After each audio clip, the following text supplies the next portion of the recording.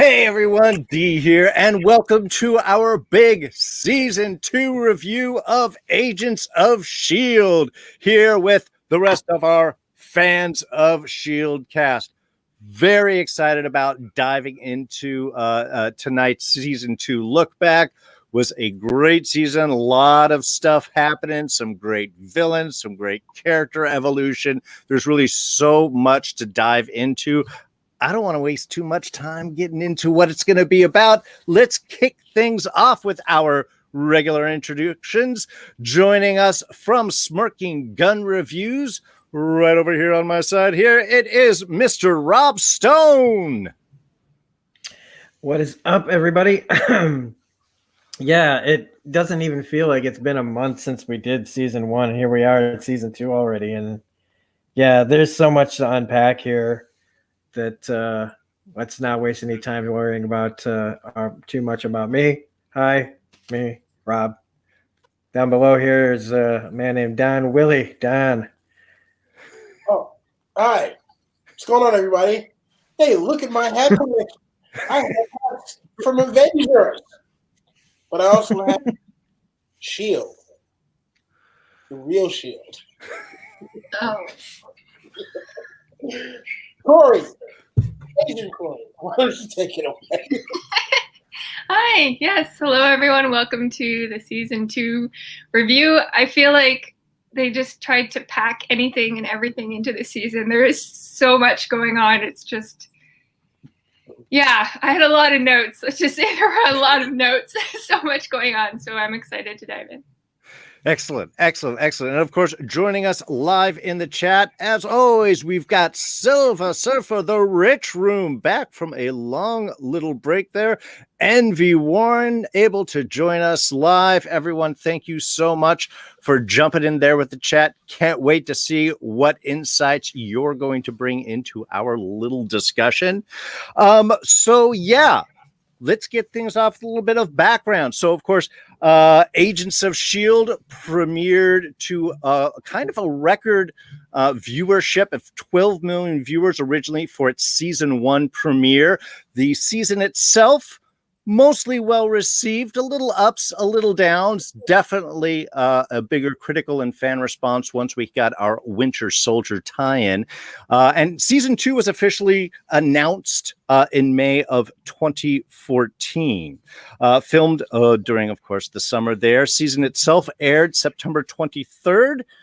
It was a Tuesday night, which the original season was on as well, though we did have a time change from 8 p.m. to 9 p.m. Gave it a little bit more of adult themes, but also began a bit of a tradition of the show shifting around in time frames and eventually days as well. The season premiere was watched by 5.98 million people, which is about less than half of the original episode. And overall, though, this season maintained its viewership much better. The reviews much higher, much more consistent, really bringing out the fact that it was delving into its own world. It wasn't just reflecting what was going on with the movies. We had a great development of Whitehall and Hydra sort of reborn. We had the introduction of Inhumans, which is kind of a big step for the TV show in its second season. And of course, some amazing character work by Kyle MacLachlan as Cal, and really a fan just power charge with the official introduction by the end of the season of Daisy Johnson, aka Quake, Sky's eventual evolution. So yeah, so it was a very exciting season, and I think one that was, in a way, started to establish some norms of what we would see later on, the kind of pods action. Really, we had two almost distinct but linked storylines going on in the first half and the second half of this season. We had a larger break than we did in Season 1, and of course, that break was filled up by the first season of Agent Carter, which, of course, we will be discussing next week in full, and you can look at flashback reviews of all of Season 1 of Agent Carter with Agent Corrie and Rob himself over on Smirking Gun Reviews. So Yeah, let's get some thoughts, guys. I'm talking long enough here. Agent Corrie, why don't you kick us off? What were your memories of this season? Looking back at it now with everything that presented, why don't you give us your little flashback insights on season 2 of Agents of S.H.I.E.L.D.? Alrighty. Yeah, I mean, there was so much going on, and when I was writing my notes, and thinking back about the first time I saw the episode, I just felt like there were so many new characters being brought in. I completely forgot in season 1 that Mac wasn't even there for season 1. I was shocked that, Mac's introduced in season 2.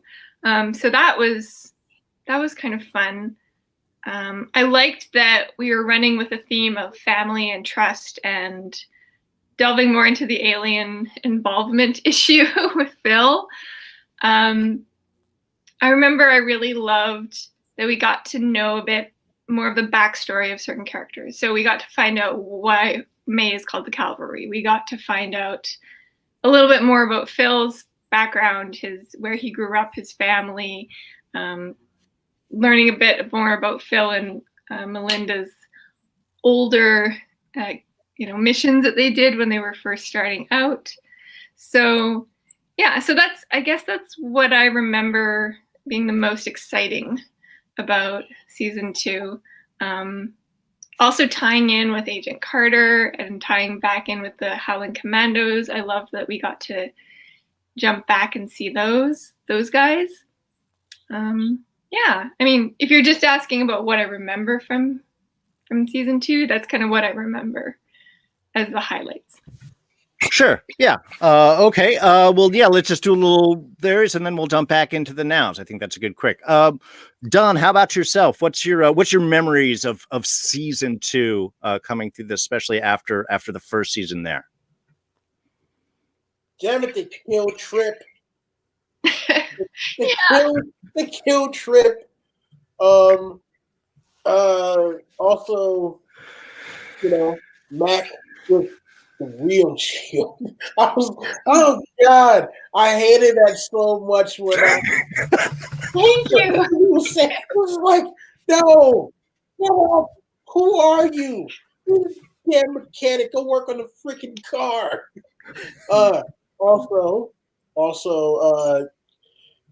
Look, I'm still standing with Ward. Okay. Yes, I know Ward is to be hated by now. Evil man. I'm still standing with Ward anyway. Let's see. May, the cavalry. Yeah. Why he hates being called the cavalry. So bad. And also, I was a little pissed off about Whitehall's death. Yeah, because the character he is in the comic books is a lot more powerful, and for him to be, dispatched in such a manner, it was like, okay, but he's coming back, right? This is a Jon Snow moment, right? Yeah. So,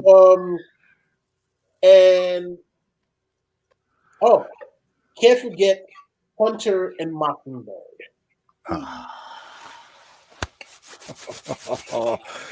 They were so awesome. Yeah, I don't want to be long-winded, so yeah, I'm gonna turn it over to the man with the long hair, the other guy with the long hair, not you, this guy.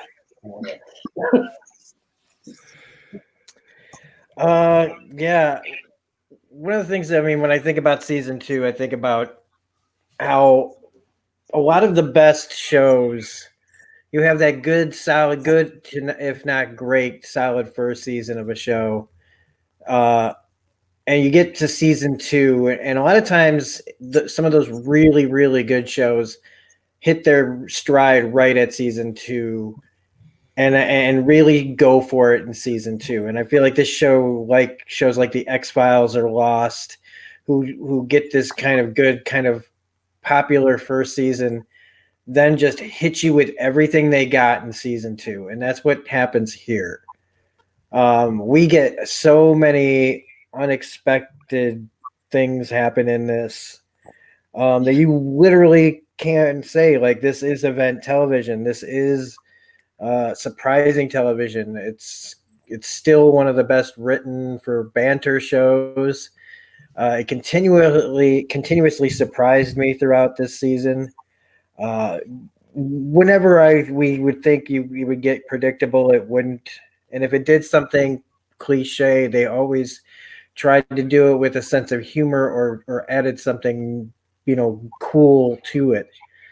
And they continue that tradition in this season. And with Whitehall and Hydra and Afterlife and Kyle MacLachlan in like one of the best roles he's ever had to me was this one.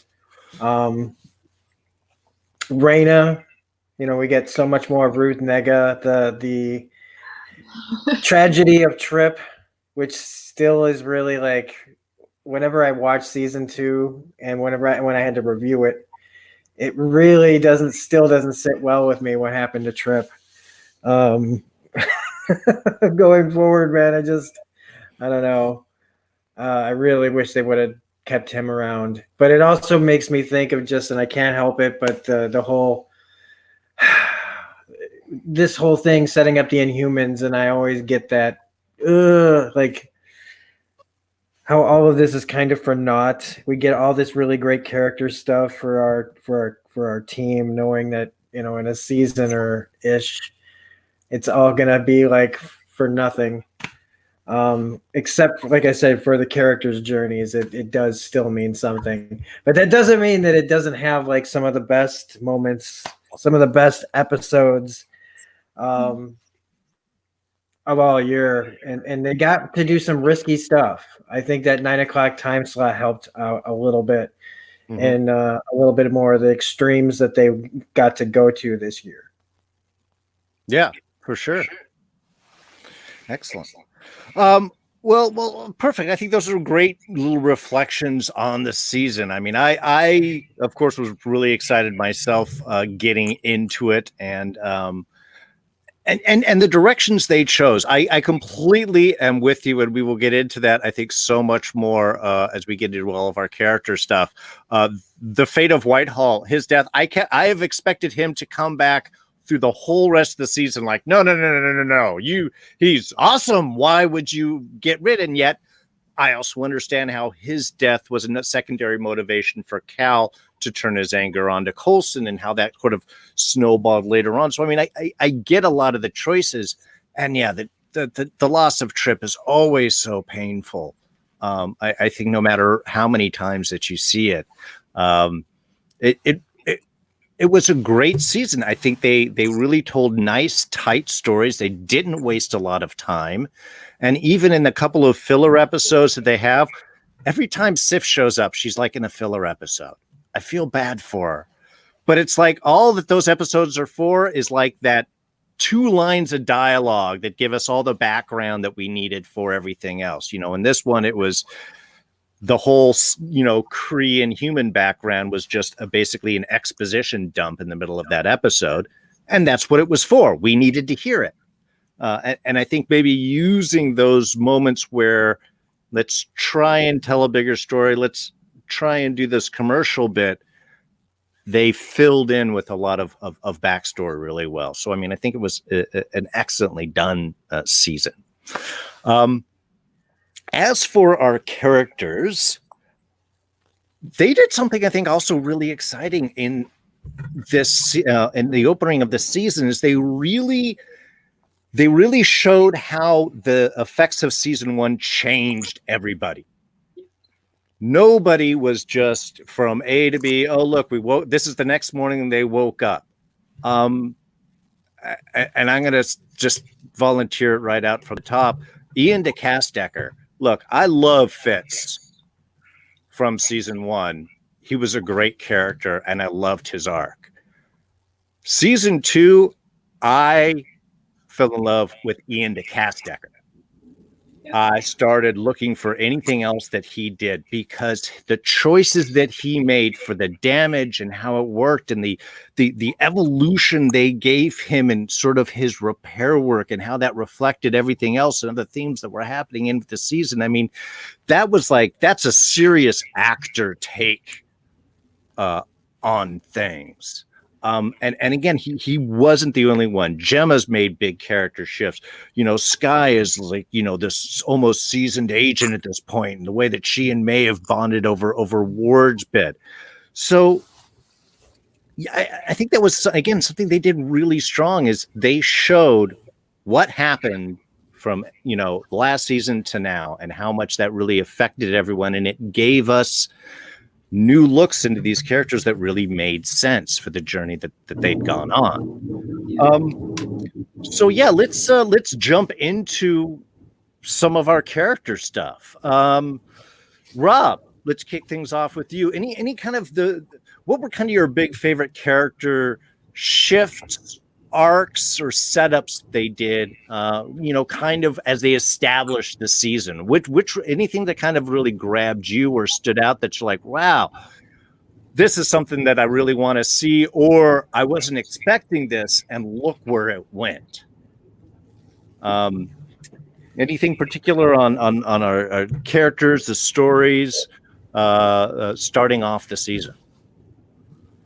Well, I mean, we could talk about Ian's storyline forever. He's always seems to be our first choice when we talk about characters. But his arc for me was just wonderful. Really portraying, like, showing so much and so little at the same time. Like, finding out, like, him going through the whole thing where he thinks Jemma's there. Yeah. Dealing later with, like, having to, be around Ward again. Just trying to figure out how to adapt to his new situation. And how he ends up being it by the end of the second season is crazy. Skye's journey. I one of the things about Skye's journey in season 2 it's my favorite, yet one of my favorites, but frustrating as hell, because she annoys me a lot this season. But it's all the first time I watched it anyway. She really, really annoyed me. The second time I watched it, I understood. She still really annoyed me, but I always understand that Skye's always coming from this, like, extremely positive place, and just her gung-ho attitude about things sometimes just rubbed me the wrong way. But watching it this time, seeing her go through everything about, especially what going for her answers cost everybody and herself, and how anybody's going to see her from now on, and the way that, she blames herself for Trip. But going forward, also handling what was, finding out about her parents, and being, like,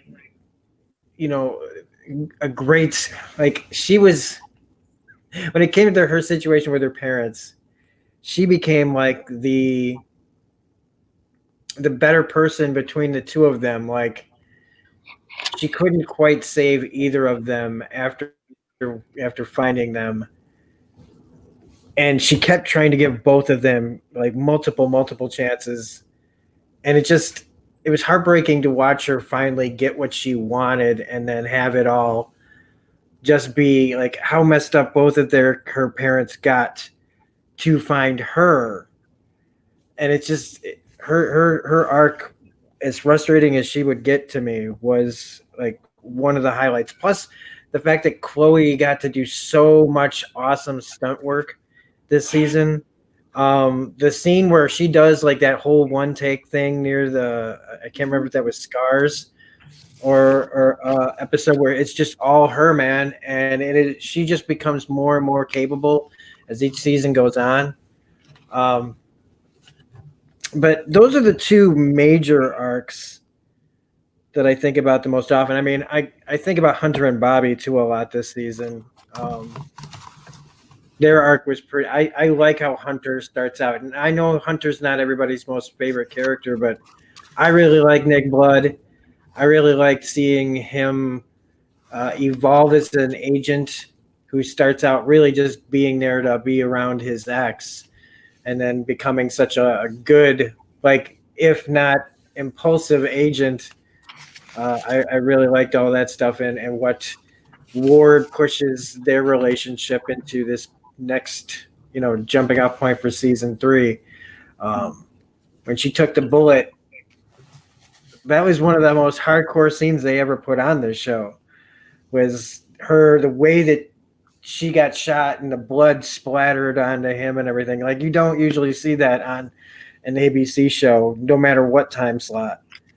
But yeah, those are the 3 arcs, I guess I would say, are the most impactful to me. Okay. I guess I bump that over to Don.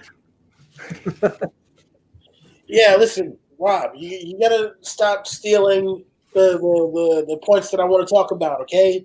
Yeah. Sorry about that. Yeah, man. Chloe going all John Wick. Oh my God. Because I remembered that. I was like, wow, this is amazing. And then watching it again, I was like, wow, this is amazing.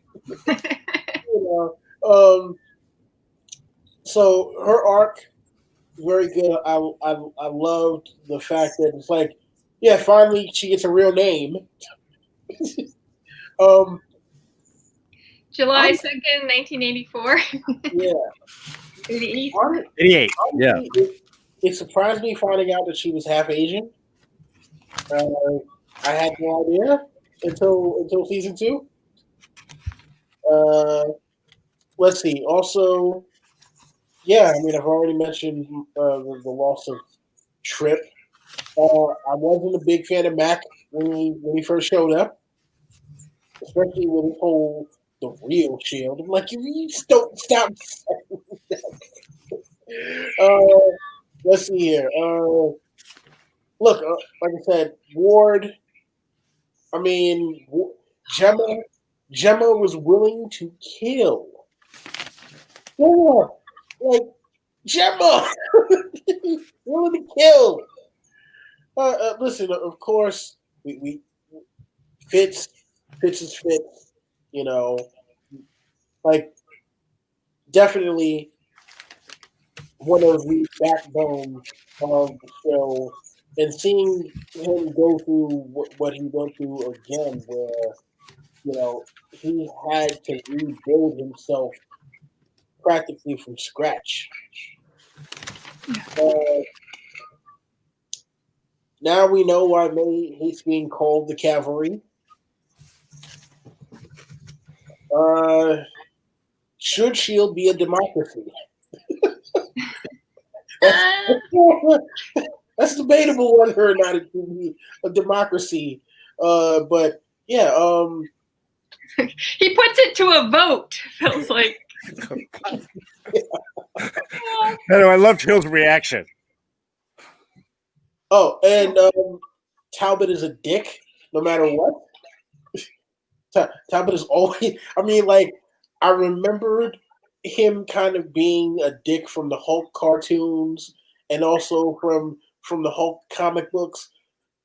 Adrian Pasdor somehow surpassed that level, with his run in the show. I don't know how he surpassed that level. I mean, it's funny because, like, I have military people in my family, and every now and then you'd run into one of them, and it's just like, how do people stand you? how do people stand you? You, how? Is that what the military does to you? His poor wife. She's like, I brought you the takeout that you wanted. Oh, my God. Even he kind of has an arc in this season, but somehow it's just like, you go from level 10 dick to level 7 dick. Minor improvements. Yeah, Coulson Coulson having to navigate this post-Fury kind of world, because yes, Fury calls on him, but at the same point, he can't rely on Fury anymore. And they the way that they did the setup for the Ultron, pre Ultron episode, very interesting. Very interesting, getting around that. Jiang. Oh man, why did you have to be evil? Why? And they start out by making her appear to be so benevolent, and then when you finally get that turn after Gonzalez brings her a gesture of goodwill. Yeah. Oh my God. Oh, and can we say R.I.P. to Bakshi? Sure. Jemma, I can't believe it. I just love the fact that Bobby was trying so much to convince Bakshi that he had, been brainwashed, that he would comply, and then Warden Kara actually made him comply afterwards. There's a certain poeticness to that. And that was Dirty Half Dozen was the episode that has the first of Chloe's many single shot action bits. I think she actually broke something shooting that. I'd have to double check. I'm just thinking that off the top of my head. I think she did injure herself in the middle of that, but kept going. And it was also the first time she uses her quake powers in combat. But yeah.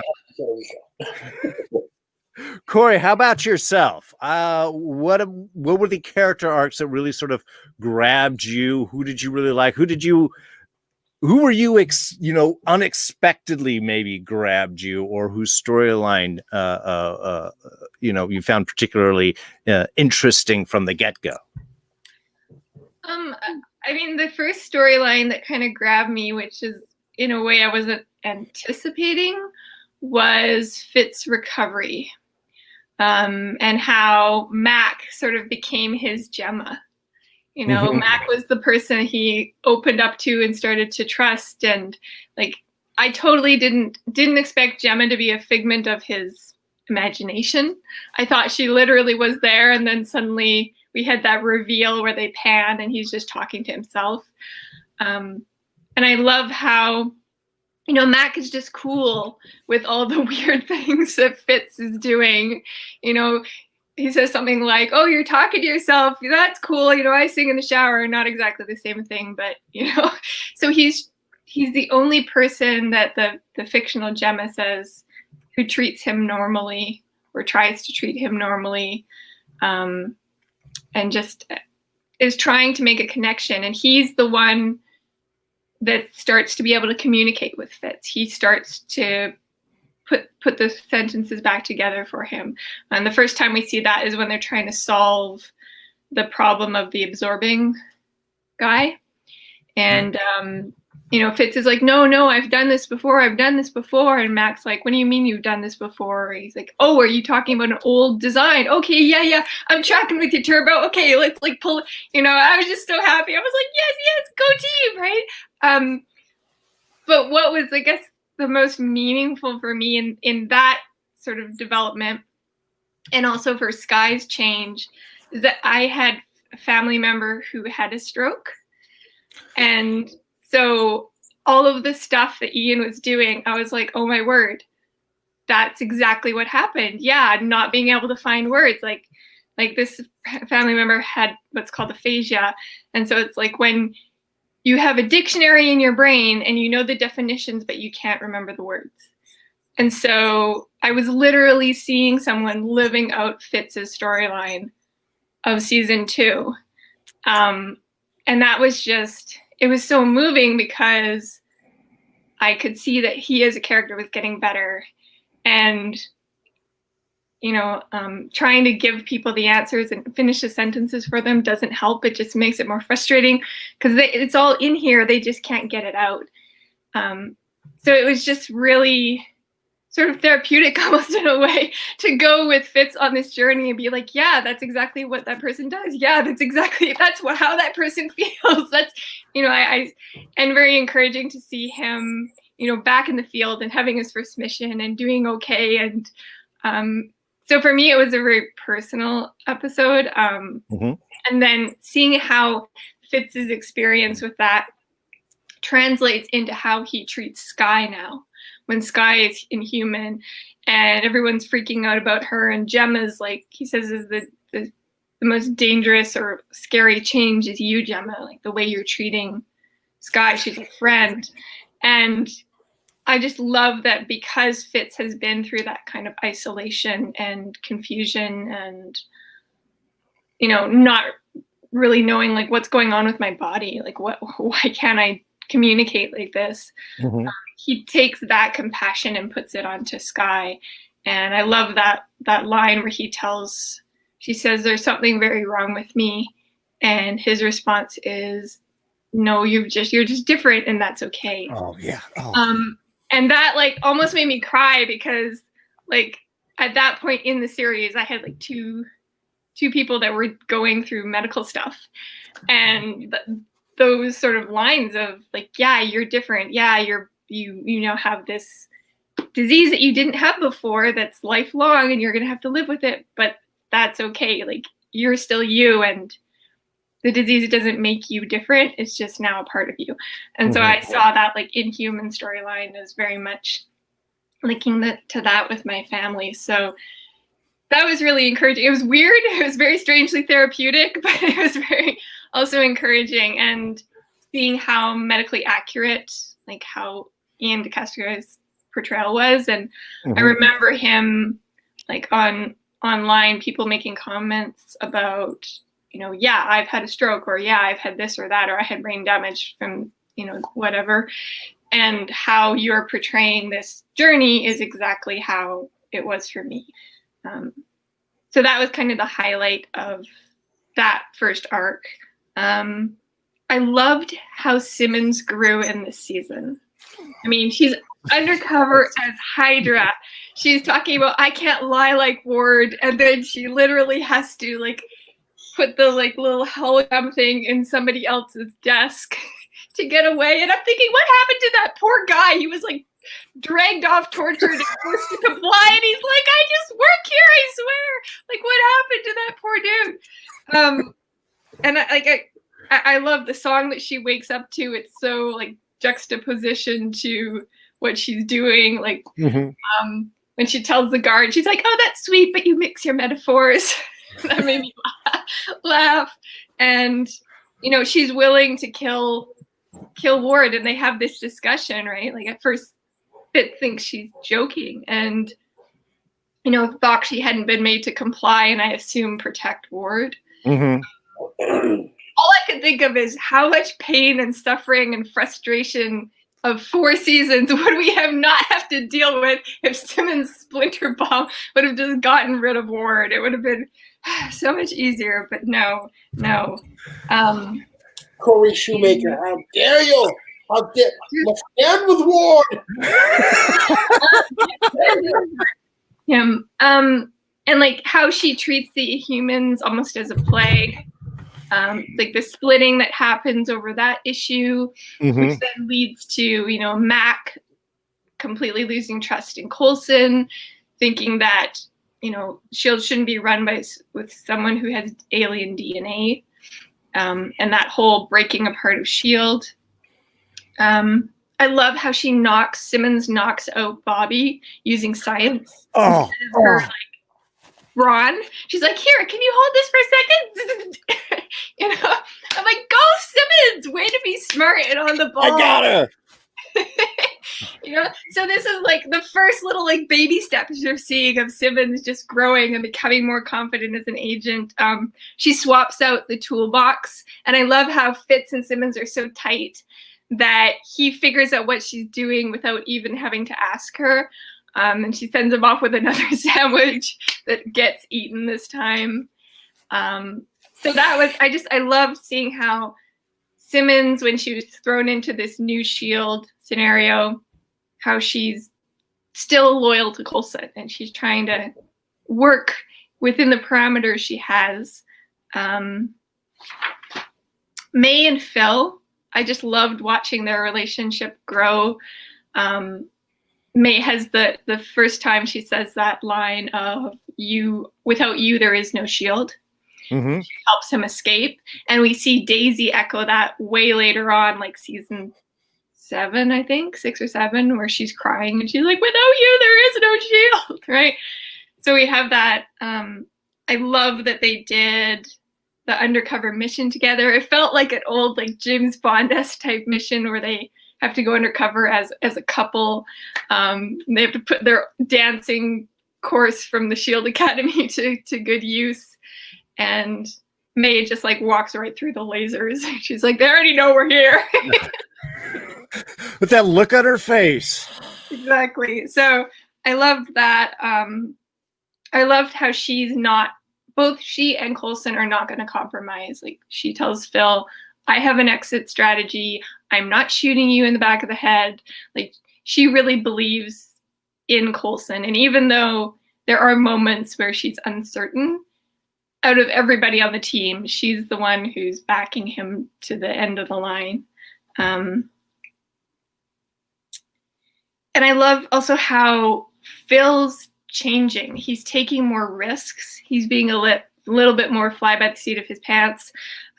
He doesn't fall for Raina's, restaurant date where she's like, if you give me what I want, I won't release Simmons' name. And he's basically like, no, we don't work like that. We don't make deals. Sorry, Jemma will be fine. He just leaves her, which shocked me because I thought, no agent gets left behind, but he always had a plan.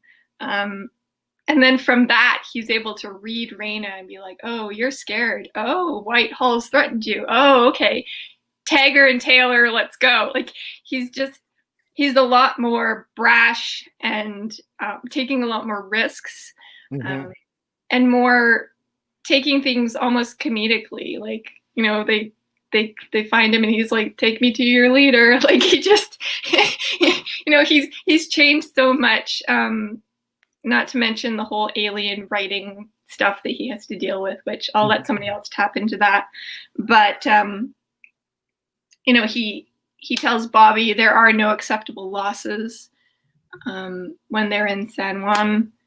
And I also loved his plan to take down Hydra, where, everyone has the opinion of, the bad guys will always win because they're willing to cut corners. They're willing to stab someone in the back. They don't have, a code of conduct, a moral compass. And Phil's like, yeah, so let's use that against them.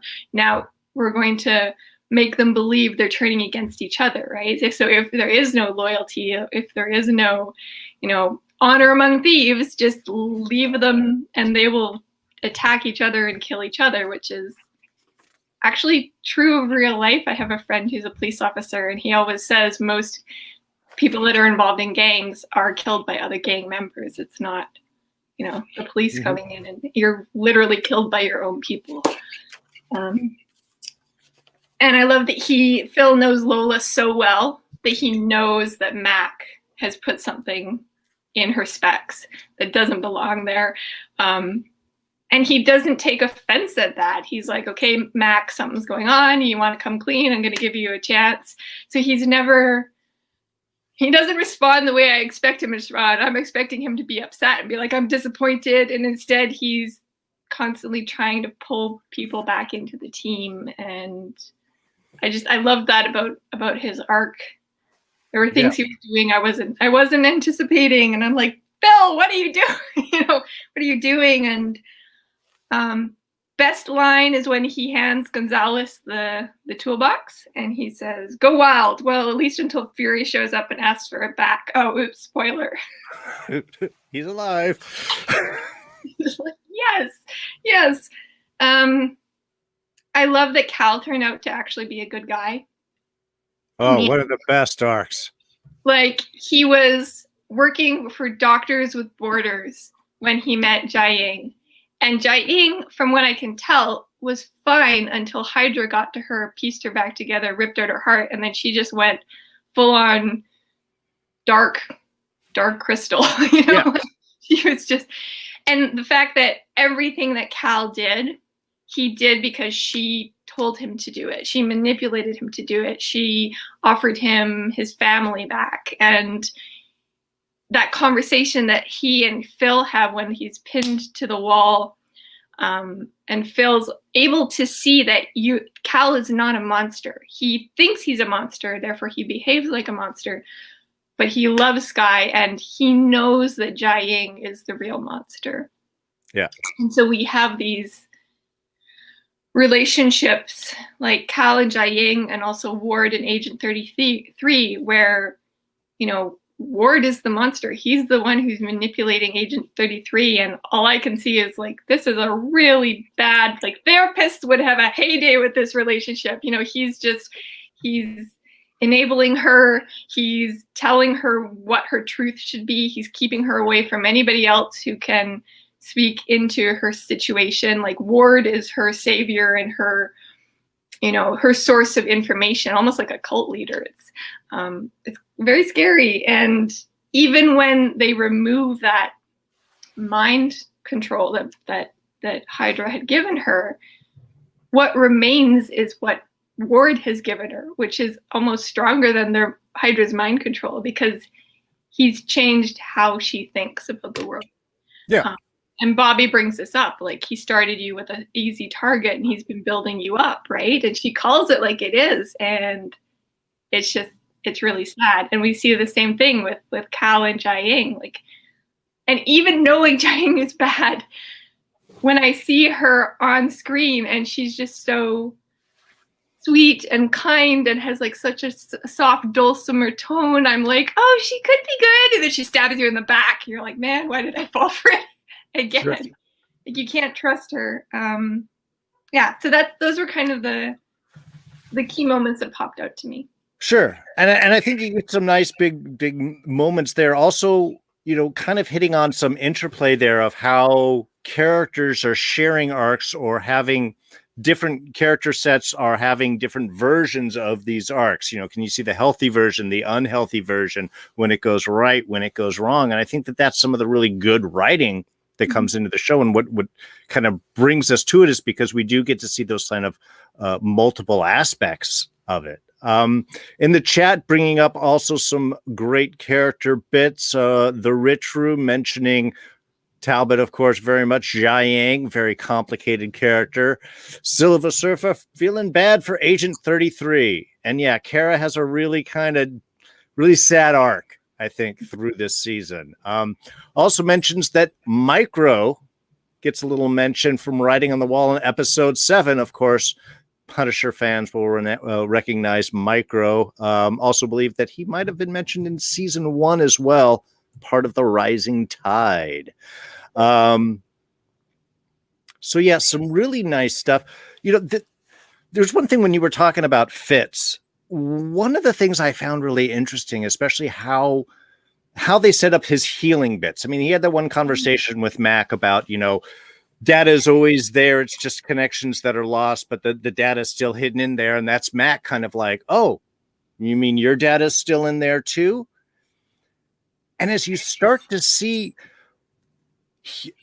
Fitz's healing comes through connections. The connections in his brain are reflected as he starts to connect to the world out him, whether it be Mac initially and Jemma as the inside of him offering, yes, go do that, meet with your friends, and then with Hunter and kind of opening up about his relationship with Mac. As he connected more in the world out there, his brain reconnected. And you could even see moments, and I'm very sure Ian chose these moments, when he's in a flow, when he is naturally connecting things together, he will go right with it. You know, he has moments with Ward where he doesn't even skip a word. He's going right with it. He has moments with Jemma in and out of conversations. Whereas those connections get better, it connects his mind. Yeah. And interestingly, May has the same bit in this. When we learn about the Calvary, she was very open and connected to everyone and laughing and playing jokes and sharing music. When her trauma happened, she withdrew. She withdrew all of her connections to Coulson, to Andrew. It cost her marriage. She moved herself to the red tape department where she lived in her little bubble until Coulson came, and it was through her reconnecting with him and connecting to the rest of the team that allows her to kind of open up. Just one of those little things where like, wow, there was some real thought going on between, not only just what the characters were doing, but how they would kind of piece together their ideas, make their statements. And it was just, especially diving back into this season, was kind of a super fun bit to do. You guys had also mentioned fear a lot, which I honestly think is one of the primary themes kind of underlying this season. A lot of people talk about that this is the Empire Strikes Back season of Agents of S.H.I.E.L.D. It's the second one. And it kind of makes sense. S.H.I.E.L.D's a small, rugged group celebrating after a recent victory. Hydra is still this big, powerful force, determined to wipe out their threats. And of course, it ends with somebody losing a hand. So, but I think fear is, again, one of those kind of interesting motivators throughout everyone and how everyone deals with it. I mean, Hydra rules by fear. The real S.H.I.E.L.D. is driven by fear. The fear of alien writing, the fear of alien influence, the fear of Coulson collecting powered people, of what powered people could do. And obviously everyone's feeling that betrayal. So the fear associated with that, a lot of that sort of makes sense. But I think that was kind of an interesting sort of theme that not only the villains or our antagonists kind of use with us, but also, how people react. I think Coulson uses fear to temper his inquisitiveness. In some ways, I think that's why he makes it's for him, it's caution. It's not fear because of just the different way of using it. So I was actually looking to go and jump into some of our big, villains' opinions, favorite little arcs and moments. We can start off with Whitehall and Hydra and everything. But there were, of course, a few other characters that we had introduced. Hunter was mentioned a little bit earlier. I really enjoyed him. I loved him and Bobby in with this season. Mac is a great introduction. Andrew meeting May's ex and kind of the relationship background and what that sort of gives to the second half of the season. Yeah, Corrie. I had a great quote for Hunter that shows his arc. He has this line where he says, "S.H.I.E.L.D. isn't a life, hun, it's a job." And so he goes from that, where S.H.I.E.L.D. is a job, to like, I am joining S.H.I.E.L.D. and I am here to rescue Bobby, and I'm like gonna get revenge for what was done to her, and now I'm a part of the team. And like he signs on the napkin for Coulson. So we see Hunter's arc in that way. I loved that he was kind of the wild card that Coulson threw in the mix. He constantly was pulling the rug out from under me in the episodes. Like when he joins Talbot, I'm like, you backstabbing, and then he turns around and he's actually helping Coulson, so he's like a double agent kind of. So I love that. And yeah, Andrew's go-to line, "Do good, Melinda, get home safe." I love that he's still supporting her even if they're not a couple. That was great. Yeah, I think they created a real interesting dynamic for relationship between the two of them. But yeah, let's get into our villains, our little arcs. The first, even Rob, how did you feel about kind of the first arc with Hydra there, Whitehall, the Obelisk, the Faustus message, making everyone comply. Let's talk a little bit about that first arc, that first half of this season there, and our quest, with eventually being the quest for the alien city.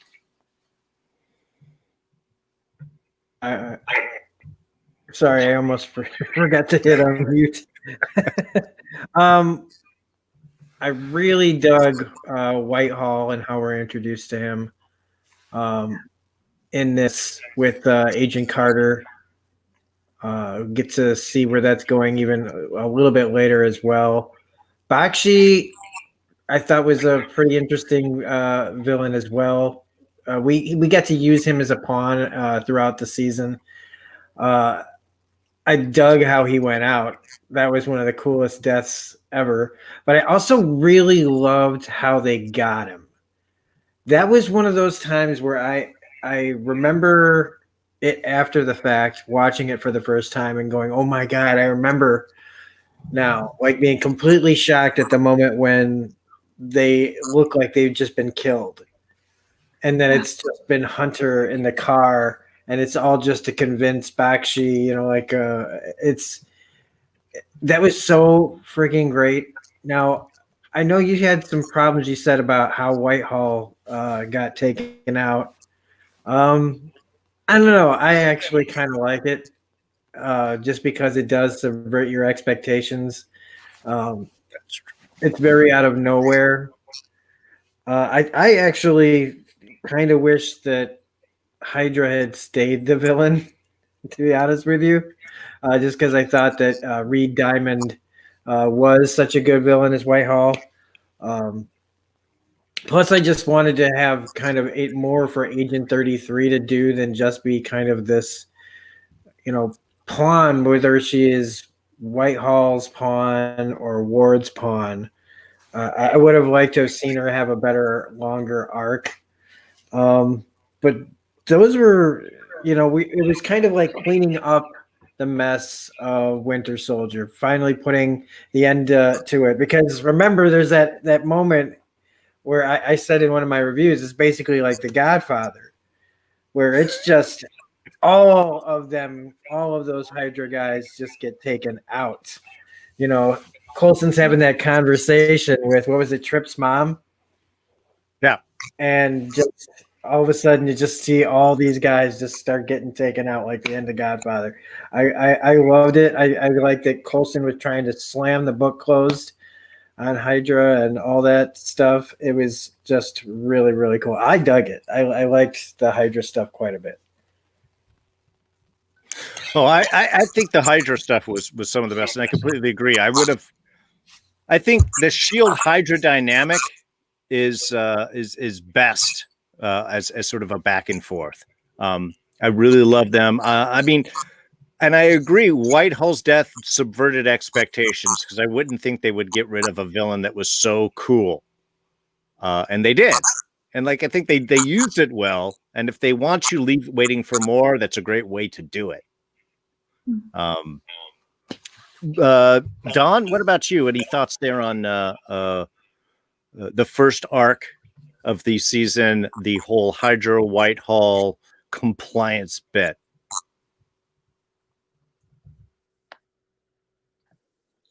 Well, for one, them killing off Hartley in the first episode, super shocking. Because here we have Lucy Lawless. It's like, holy shit, this is about to get real. So for her to only be, in one episode, I mean, there's flashbacks with her in other episodes, but it's like, wait, what are you doing? Excuse me. The whole absorbing man working for Hydra and actually being able to use his power to stop the Obelisk or the diviner from basically turning him in stone. Pretty cool. The introduction of Bhakti, the whole compliance thing, it was a little crazy, and then to show what they did with Agent 33, obviously very crazy.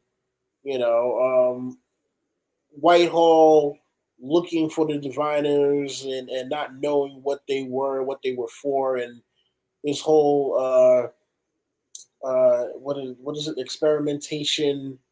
Damn it. Damn, I forget what the phrase is. But the point is that they set up all of these things that you think would not be connected to the second half of the season, and but then once we get the turn with Terrigen Mist, obviously we then know like okay, this is a thing, but Hydra isn't as prevalent. But we get the introduction of Bobby, Mockingbird, for those who may not know. And I'm sorry, something flew in my eye. It's kind of bothering me right now. So please forgive me, the whole rubbing the eye thing. Yeah, so I think that they did a great job, and this was the start of something special because they didn't have to have um, just one narrative structure throughout the whole season, and that was the thing that uh, made it into what it became later, where it was like, okay, well, yeah, they did two pods, and then they figured out how to do three, where there were many stories within the larger story, and even though you might think things aren't connected, once it all gets to like the final episode, it's like, oh wow, this thing from episode one connects back here, and it also connects with something in the middle. So that was very cool that they did that. I'm glad that they did that. And it was funny what Rob was talking about with the whole Godfather like scene. Yeah, I love when you have shows that pay homage to uh, great television or cinema. That was obviously a great homage there. If it wasn't even an homage, I think it was. But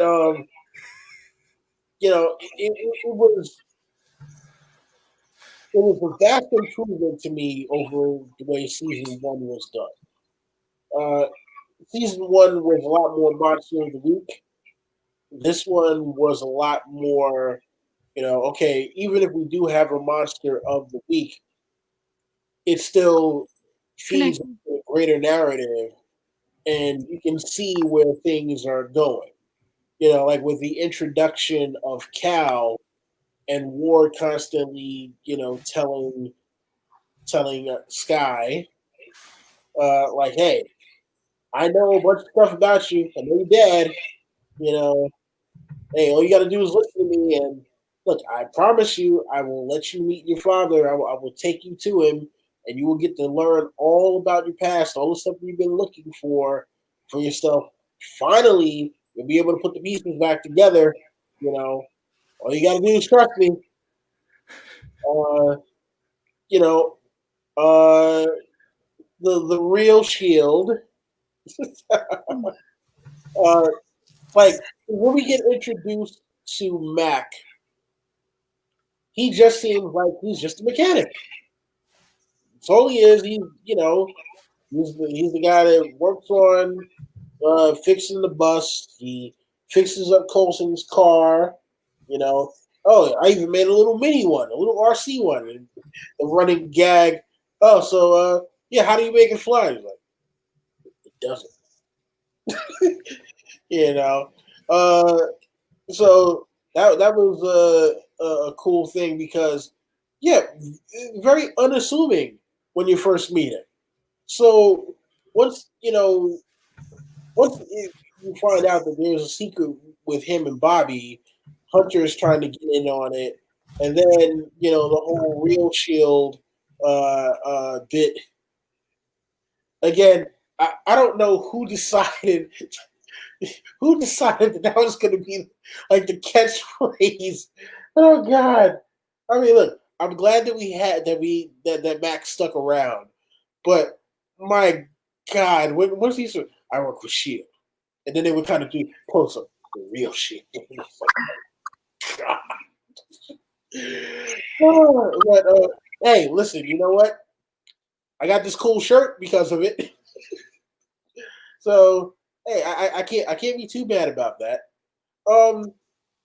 Yeah, and then the whole thing of the team not even the team, but May feeling like she couldn't trust Coulson.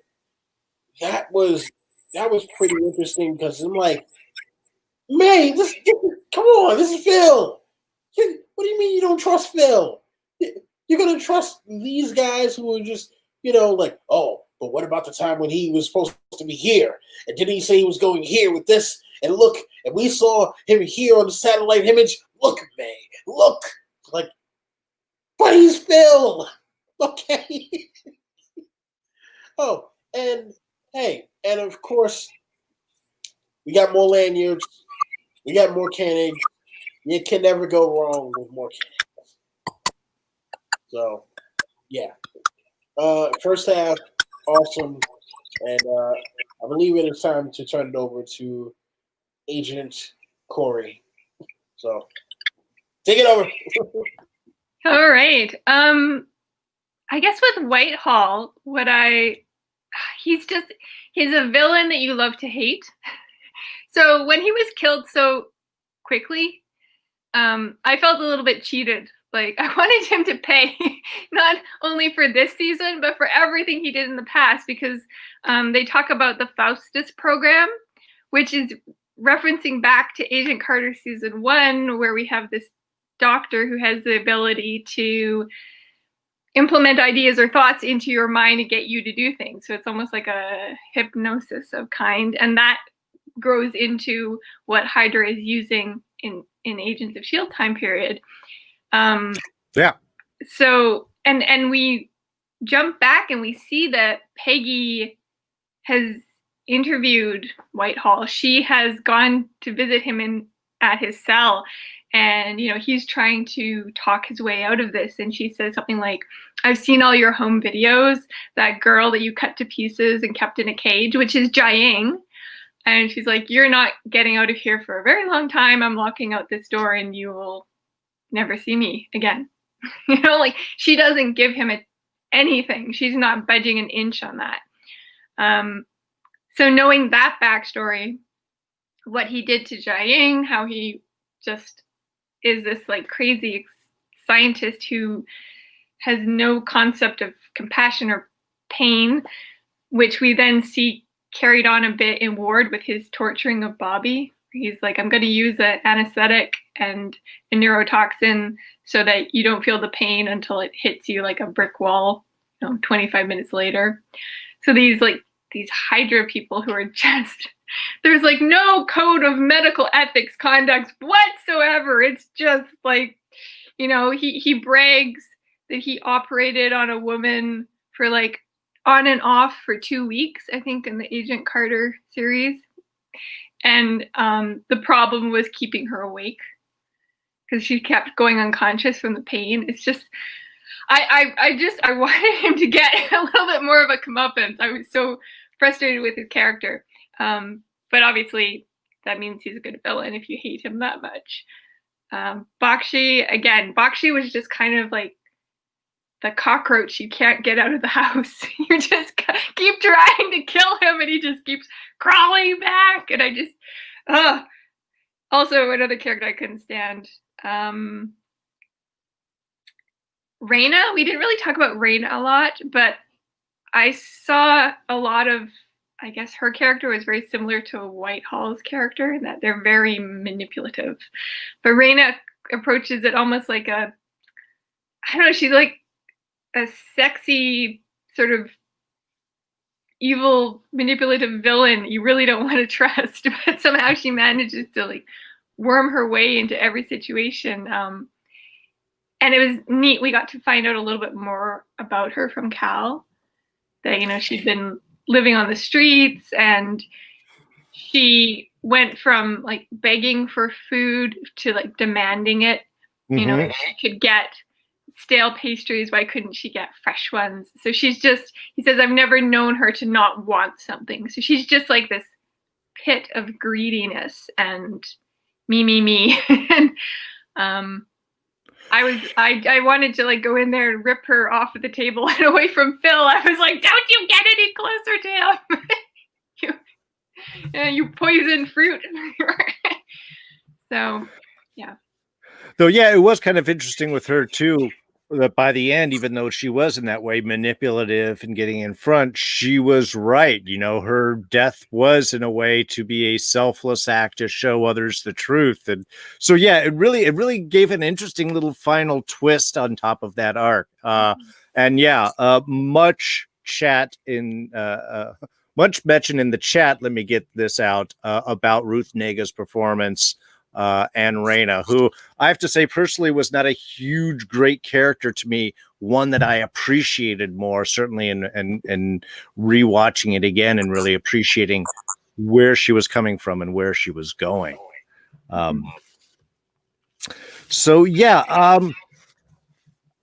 Yeah, like I mentioned, and I think I agree with all of you. I think the frustration with Whitehall's death was because he was so good. Because it was so out of nowhere. And again, very in that way realistic. And the frustration, I think, was perfect for us because it mirrored Cal's frustration with not being able to kill him himself.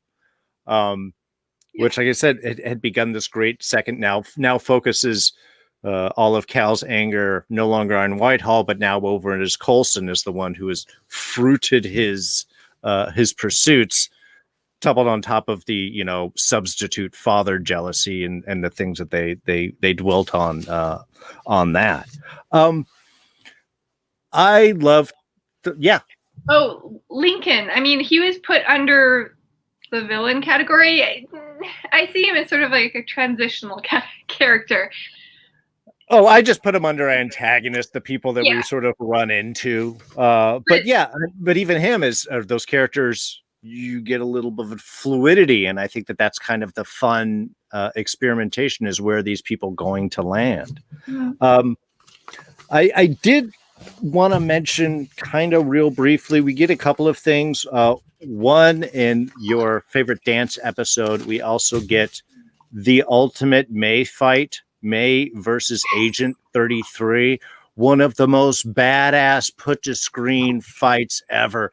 When she does that leap and reversal over the table and slams down. Oh, God, I love the fight choreography. And the fact that our actors do so much, I think really pulls it in. It shows how much they're dedicated to those performances. And I think for us, obviously, as an audience, you know, seeing Ming Na awesome looking, just kicking ass on screen. I mean, you can't go wrong with that. I love Phil's line where he's like, I can't believe I'm the only one seeing this. And when Bakshi ties her up and he's like, where is your base located? She's like, currently 5 feet away from kicking her. Oh, yeah, it was great. Well, we get a fun reflection, I think, with that to later on in season 4, where Phil keeps missing the Quake Ghost Rider team up fights. And he's like, why do I keep missing this? But I did want to take a moment to talk about our mid-season finale, where we get the alien city, the loss of Trith, the birth of Quake. If we could look at season 1 as kind of like Coulson's story, I think season 2 is far and beyond Sky's story, from beginning to end. Arc. And I think in this episode specifically, Chloe Bennett brings it, both in this one and the following one, Aftershocks. The scene where she finally sits down with Cal and does that back and forth and his sort of reaction and her dealing with things. And then later on where she's got to pull him off of Coulson and calls him dad and says, I'm going to give you this moment. And then collapses with Phil, like, I wanted to shoot him, but couldn't. And then dealing with the frustrations of becoming, you know, inhuman and trying to deal with her powers. These 2 episodes, Chloe Bennett really, I think, brought it to the max. I think she saw that this was her chance to own things. And I think she really I think she really took it. I think without her dedicating so much, we wouldn't have gotten the bit. And like was mentioned earlier, yeah, her character can be very annoying. And I think that that's part of it. So when we get to see this kind of real emotional stakes and frustration and fear that she's dealing with, I think it makes it even better. I think it makes it kind of even stronger on that. Yeah, other than that, I mean, again, first half of the season, awesome. Crusher Creel, loved seeing hit a bit there. It was with Talbot. It was, can Shield find its footing? Can it become a good guy in the eyes of at least some people? And I think that was a good accomplishment for that first half of the season. The government's not so much of an enemy now, and really kind of disappears for the rest of the season. But yeah, let's take a moment and talk about the real Shield. We have a lot of reaction in the chat. We have obviously a lot of reaction with us. I think there are somebody had mentioned in the chat here that real Shield is the reality, because that's what happens when you have government and something about government pullback, and when you have that whole structure, somebody's feeling it in. And I don't know, I think I might have felt a little better about real Shield if they did anything. Yeah. But the only thing we know about them is their infiltration. They didn't trust Phil, and so they sent in Bobby and Mac, and otherwise have been pretty much sitting in their carrier in the middle of the ocean. How the heck can they call themselves the real Shield if they don't do anything?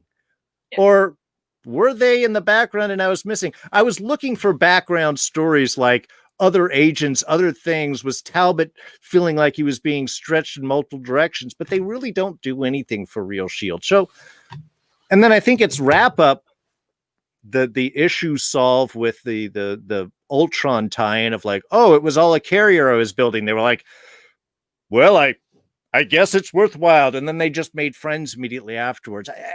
To me, I think that's sort of the lacking of the real Shield. But I'm just going to toss it out to you guys, sort of grab as you wish. Talk about your impression of real Shield and why it either frustrates you or you think it's gotten a bad rap. Who wants to take it first? I can go. It frustrated me because I felt like every time Coulson seems to get things together, something comes in to threaten his leadership of Shield. Like it almost was like a duplicate of what we're going to get down the pipeline with the new director coming in and taking away Shield from Coulson again. I'm like, can you just let Coulson run Shield and stop trying to peel it from his dead hands? He's alive again. Just stop, right? And all like this subterfuge and the lying, and like Coulson himself even said, like, you went behind my back. I mean, I'm not even upset that you moved your stuff into my office, but come on, Gonzalez, like, we've worked together for years. I know about you because I tried to find you forever. Can't you just give me the decency of picking up the phone and being like, hey, I have some questions I want to ask you. I'm concerned about your leadership. But like, no, he sends a mole in, and like, it also felt a lot of bureaucracy. Like everybody who was in the sort of meeting room when they revealed the real Shield, it was almost like people with paper, like clipboards, like checking everything off and be like, well, Phil didn't do this and he didn't do that, like, and just being so inflexible. And it showed that in order to run Shield well, Phil kind of has the right idea of you have to be flexible. You have to be willing to bend the rules. And real Shield was more than willing to just leave people, like we can't, almost like kind of like Victoria Hand of, like no single agent is worth this. Whereas Phil is willing to do anything to rescue his people. And it all came out of fear, that that one mission had gone weird with Fury, and if they had followed his advice, they would have like sunk the ship, and a lot of good agents would have died. Well, that's why you have like up to speed information feedback, and you're like, well, look, and we took 3 or 4 of the decks. Why don't we not follow Fury's requests and see if we can take the whole ship back? Like, it was really black and white, and I struggled with that. And it seemed like the things they were having issues with were so nitpicky and so ridiculous. I wanted to punch them all. Yeah. Yeah, I agree. It's something that like a phone call should have cleared up. And also it's like, well, if we listened to Fury, we'd be dead. It's like, well, yeah, but Fury's the one who sent Bobby that came in and helped save your butts. So I don't know, maybe meet him halfway. Maybe not everything he does is bad. Dawn, I know you and Kitty have got some thoughts here on Real Shield. Yeah, so one of the craziest things is when Bobby says to May, I work for S.H.I.E.L.D., but you don't. Like, what? Like, what the hell are you talking about? You work for S.H.I.E.L.D. and May, the cavalry doesn't. So, yeah, that was kind of a crazy thing. I mean, like I said, the Real S.H.I.E.L.D. to me was kind of a waste, but at least I got this cool T-shirt out of it, which apparently, like, I'm not the only one that wasn't a big fan of the Real S.H.I.E.L.D. besides you guys here, because I can't even get like another one of this shirt because I can't find the damn logo or any place that. Not that I can't find the logo. I can't find any company that's already making this shirt. So yeah, I'd have to go and actually download the logo and either screen print it myself or find a printing place to get a shirt made, because this one's actually becoming a little faded after all this time. But so Don, basically, you joined the Real S.H.I.E.L.D., but all you got was this stupid T-shirt. Pretty much, and that's exactly what it was for this show. That was beautiful right there. Yeah, even the kitten is like, okay, yeah, I'm done with the Real S.H.I.E.L.D. Look at that. And like I said, the whole thing with Mac and them having that be his catchphrase for season 2, I was just like, oh, come on, who thought this was a good idea? Who looked at the footage and was like, yeah, every time he says the Real S.H.I.E.L.D., we got to make sure to have a close up on him, because it's not bad enough already. We have to make sure that we're gonna make this the cheesiest thing on it. Hey, can we call up Velveeta and find out who does their commercials, so this way we can have the cinematographer come in, because we need to pour the extra cheese sauce all over when Max says the Real S.H.I.E.L.D. At least they didn't break out in some Who like screaming, yeah! Every time, which they could have totally done. and the whole thing with with them deciding, we decided we're not going to have a leader. It's a democracy. I'm like, are you fucking crazy? It's a military or paramilitary organization. I have yet to go and see any sort of governmental task force or anything, but it's just like, yeah, we're going to put to a vote what is going to be the best option. No, there is not going to be one person who we will be taking orders from. Like, what? Have you lost your mind? I'm like, all in favor of bombing this location, say aye. Okay, the ayes have it. Let's fight. Yeah, oh my God. It's a secret organization that doesn't believe in secrets. Yeah. Oh God. Yeah. I'm like, this is what Trick died for? Come on now. Oh, yeah, and I mean, yeah, I don't understand, their whole thing of, yeah, Coulson is the problem here. I'm like, do you not realize how much has been saved because of Coulson? Like, the world has been saved because of Coulson, and then like, oh yeah, you find out what Theta Protocol is. What is Theta Protocol? It was like, it's a helicarrier. Seemed a little antiquated, you know. Seemed, I mean, like, I understand they had to tie in to Age of Ultron because it's season 2 and they're still trying to maintain their legitimacy with everything is connected to the MCU. Uh, yeah, but going back and seeing the episode where Coulson goes and he meets Billy, and they're like, oh yeah, new lanyard. Oh, it fits the motif for what we're doing, and then you see them using like or assembling an older style helicarrier. I'm like, wait, okay, I forgot about this.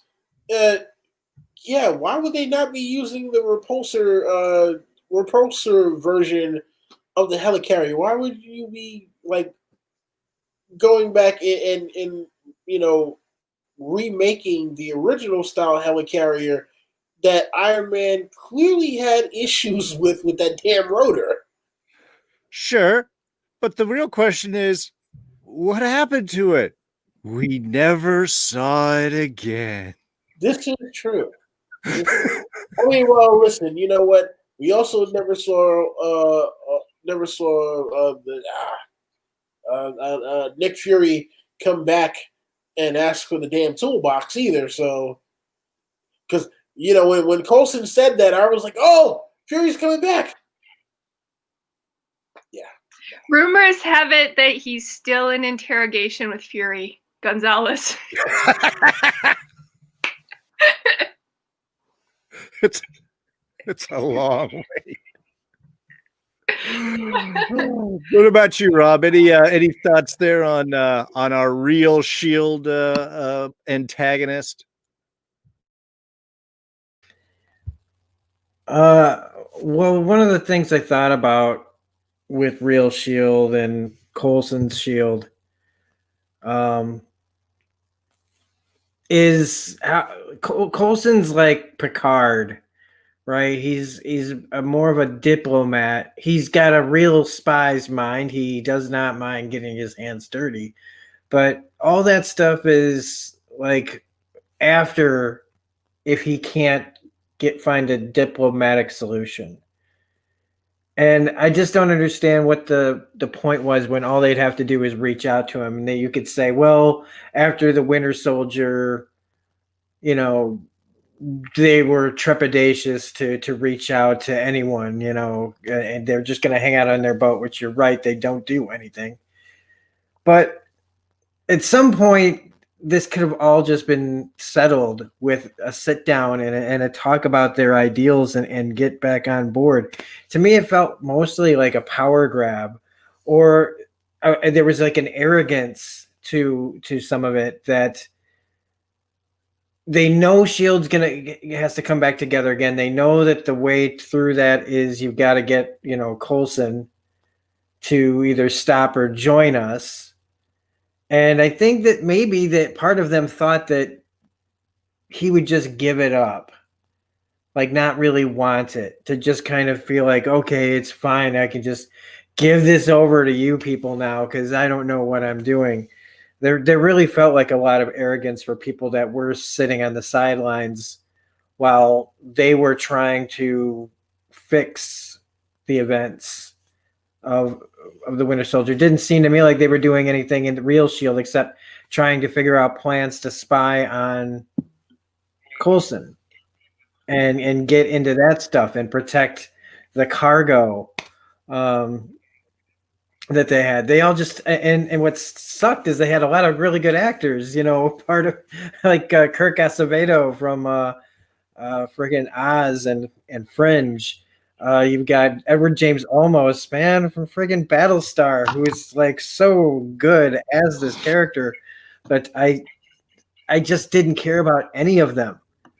I just like you as soon as they said we're the real Shield, as soon as that dropped out of somebody's mouth, I was just like, no, you're not. It's just a hard line, just quiet, calm. No, like I don't care. I understand some of their points, but it's just they go about it completely backwards. But they got their own new logo and everything. How you deal with each other, you know, I it just doesn't seem like, I know Shield has secrets, but they don't even try to be diplomatic about it. He's more of a military mind, but also just they all survived the battle of, you know, at the where the Winter Soldier took place in Washington D.C. They survived that, and so they go run and hide, and then just plot how to take power back from one of their own people. It just, I don't know. I feel like they were set up so that they could have them feel like villains, which would make the subversion of expectations of Jia Ying being the real bad guy in that situation. Like, we go in thinking real Shield's going to start something when really, in the end, they try to do the right thing. And then you go, oh no, when he does the right thing and gets killed for it. I think that's one of the major aspects of it, was to make us look one way and not pay attention as much to what Jia Ying's doing. It's just good misdirection. Because that's a pretty big misdirect. A whole group of people, not, you know, trying not to look at them as the bad guys and making you focus on the other thing. You know, we knew that there were shady things going on at Afterlife, but just not as shady as what the real Shield was trying to do at the time.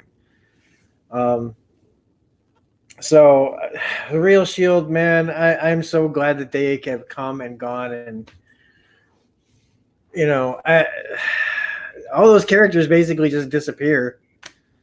You know, all we have is like, and this didn't help my relationship with Mac either. Because I have this up and down feeling about him throughout the entire series, but this section of just him being all hardline about the real Shield, I was just like, oh, man, it made me miss Trip again.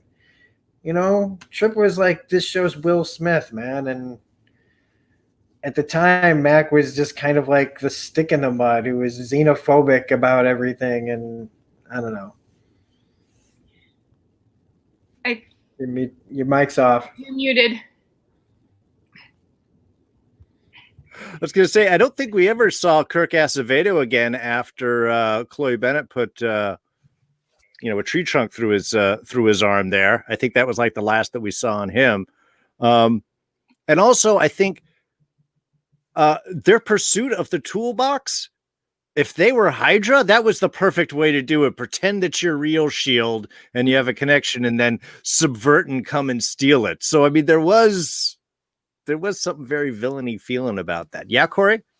I totally lost any respect, not that I had much to begin with, for the real Shield when Gonzalez, they're talking about going on a mission, and he has the rest of the team on the like Skype call basically, and they both say no to going in because it's too dangerous, and then Gonzalez votes to let Bobby and Phil's team go in. But it's because if something happens, it's Phil's people that get killed. Oh. So he doesn't care. And I was like, I'm sorry, what? You're fine with sending people to their death as long as they're Phil's team? What is this, like, grade 2 dodgeball? Like, you know, like grow up. Like, you know, if we're on the same team. So that's when I kind of went, yeah, no, can't support this. Yeah, and not even the chutzpah of Edward James Olmos, who, yeah, I think they were definitely trying to pull some of that Battlestar mojo off of that for his character. But yeah, I mean, it kind of sucks that he did die in sort of messed up way, but he was a troublemaker. All right, well, God, man, we're already hitting about 90 minutes, and I definitely want to chat a little about cameos and favorite moments. Is there any other kind of like big character bits. I mean, we had lots of small things. Obviously, we had little villains going on. We had Crusher Creel, who we mentioned before. We've got Cal's little band of grade C villains that he pulls up for an episode to try and take out Coulson. We've got Gordon, and look, I'm sorry, the best line of the season is from Mac. You must be Gordon. Yeah, who are you? I'm the guy that kills Gordon. I did love that. Also, the final episode is when Mac first calls Daisy or Sky Tremors, when he rescues her from the jail cell there to do a little bit of hacking. And he calls Fitz Turbo. Yeah. Which I thought was so cute because Fitz is slow with everything, but then he calls him something that's fast. Oh yeah, for sure. And obviously we had Ward and Kara and Agent 33 and their whole arc. I'm not sure how much anybody wants to grab onto that. I think obviously, while I love Ward's arc, it was all Cal this season from a villain evolution standpoint. Kyle MacLachlan, man, did not expect from the beginning of where it was going to end up. And the fact that they give him the Tahiti treatment at the end. Yeah. And he's just a dog-loving vet after being... Yeah. One question. What did you think of his like Hyde transformation when he takes those 3 vials and like pops up from behind the hospital bed? I felt like I was just disappointed. I expected more. They don't always have the best budget. Look, Mark Kolpak in Fuse Effects does amazing special effects. Got the simple shot when Hunter tries to shoot Crusher Creel and we get the zoom in of the bullet as it's fired and it breaks the sound barrier and goes through. Amazing. All of Quake's powers, that first big use where Kirk Acevedo gets taken out and she just flies everyone back. They do some real amazing work. The makeup stuff sometimes are a little limited with, I think, what they could pull away with. And we had to see the Mr. Hyde look. Obviously, we are glad they saved that until the very end, so it wasn't something that had to sit with us all for too long. Oh yeah, that was. It looked like all they did was, mess up his hair a little bit, give him like those old like the out of the gumball machine vampire teeth, and get like put some bumps on his hands, and then give him a hunchback. Little forehead extension. Yeah, that's I'm like, okay, so he's the Hunchback of Notre Dame mixed with Frankenstein. I mean, is that what we're going for here? But in his defense, Simmons did say it was a poor attempt at the super soldier serum. So I actually wrote down what that combination is of stuff that he. And then he when he comes to, he's like, "Oh, I should add this too." Where they give him the epinephrine shot. Oh yeah, that's what he was missing. The adrenaline was the thing. Let's see. Anabolic adrogenic steroids, a liver enzyme blocker, and since your liver's your filter, that would sort of keep everything in your system longer. Makes sense. Various metabolic enhancers, methamphetamines, what she assumes to be a derivative of gorilla testosterone, and, not kidding, a drop of peppermint. Just for a little holiday feel to it. But Corey, you had also mentioned out there the speech at the beginning of the final episode of 22, where he's got him pinned, where Coulson pins him up against the wall, and he does that whole "I know who you are, I know it's Zhang that did all of this." That was another. There were so many tears going on, I think, through that final episode. They just kept pulling those emotional moments out. Him taking out Zhang, so Daisy doesn't have to live with that. I mean, there's I can get teared up thinking about it here. And he says, I'm keeping my promise, right? When she's like, Cal, what are you doing? He's like, I'm keeping my promise to keep our baby girl safe from her mother. Yeah. We find out the village that was taken out to feed Jia Yang's healing. Mm-hmm. I mean, here's some dark stuff that happened there. So all those agents that were killed were potentially life force sucked to death. Sure. Yeah. No, it really does add just this extra layer of darkness to it all. But yeah, before we get into cameos, final moments, and wrap-ups, does anybody have any other big thoughts on the first arc, the second arc, the whole Afterlife bit? Jia Yang, Don, I see an arm raised down there. What you got, man? Ward. Oh yeah, dive into Ward, man. You know, listen, the episode where the team is back together, where they're about to go to Afterlife. No, sorry, not where they're about to go to Afterlife. Where they're going to rescue Lincoln and Deathlock. You know, Come on. You got to admit, you missed seeing the team on the bus getting it done.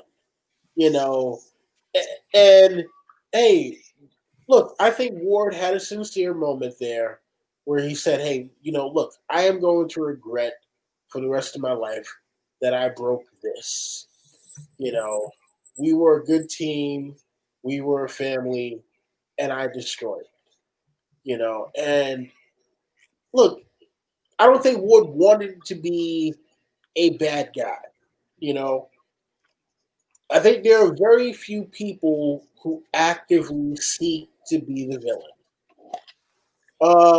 But unfortunately, he made bad choices.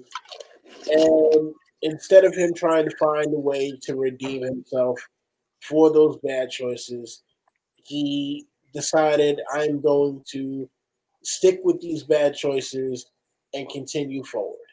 And that is that is probably one of the saddest things when it comes to his story arc, is the fact that he got to a point of no return. Excuse me. He turned the corner and was like, hey, you know what? I've done this already. I know people aren't going to forgive me for it, so I'm just going to keep moving forward with it. So look, luckily Agent 33 was able to get a happy ending out of it. It's not the way that we would have wanted it to go. She would have been left with more trauma had she stayed with Ward. Actually, let me interrupt you there real quick, because I do have a question. Do you think Ward loved Kara? Because the final shot of him kind of looking at the picture and lamenting a little bit, do you think he felt anything, or was really all manipulation? Also, by the way, real quick, that's the only way you would have killed May, is how he killed Kara, is pop around the corner and empty a magazine into her gut. I thought that was legit. Anyway, but the love question, just out there. I think there was a part of him that did. I think there was a part of him that did. I mean, look, you see how he did lament over that, and if he didn't care, he would have just been like, "Oh, okay, well, she shot. Damn, sorry, you're out of here." He hasn't. Again, he realized he reached the point of no return, and he was in for a penny, in for a pound at that particular point. He realizes that he's done wrong things, but he also realizes that,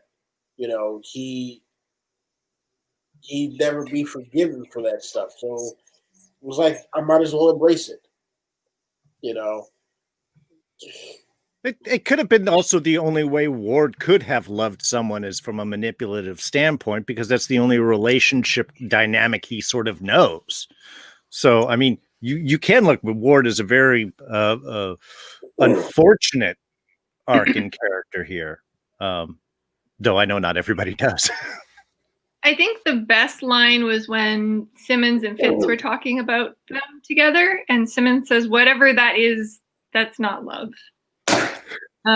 So yeah, maybe Ward thinks that's love, but he's been so messed up that even his concept of what love is. I mean, he's training her to murder people with the lie that it's going to give her closure, and be twisting her into something that she herself says, like, this isn't right. This isn't right. Like, love is protective and kind and puts others first and doesn't, leave a trail of bodies after it. I mean, if you swap out Ward and Kara for like Coulson and May, Coulson in the coming seasons loses someone he really cares about, but he doesn't like go off the deep end and then make May murder everybody associated with, So I would have watched that. Yeah, I mean that would be fun. But I guess for me, my brain's just going like, a therapist is seeing all of the red flags going at this point, like manipulation. This is just really a bad relationship. Yeah, just well.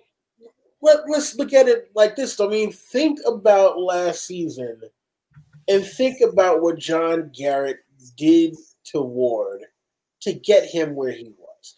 Yes, Ward was already a troubled teen. And Rob, if you get that look off your face, get that look off. Have to take responsibility. You can't keep blaming everybody else. It's Jan Garrett's fault. It's my parents' fault. It's my brother's fault. As May says, all of us had our traumas. None of us turned into psychopaths. But look, Garrett left him out there for how long? How long did he leave him in the woods with nothing but a dog and a gun? Nothing. It was like, yeah, look, hey, I'll be back in a few months. If you're here, cool. If you're not, sorry. And then was filmed like, it for live television.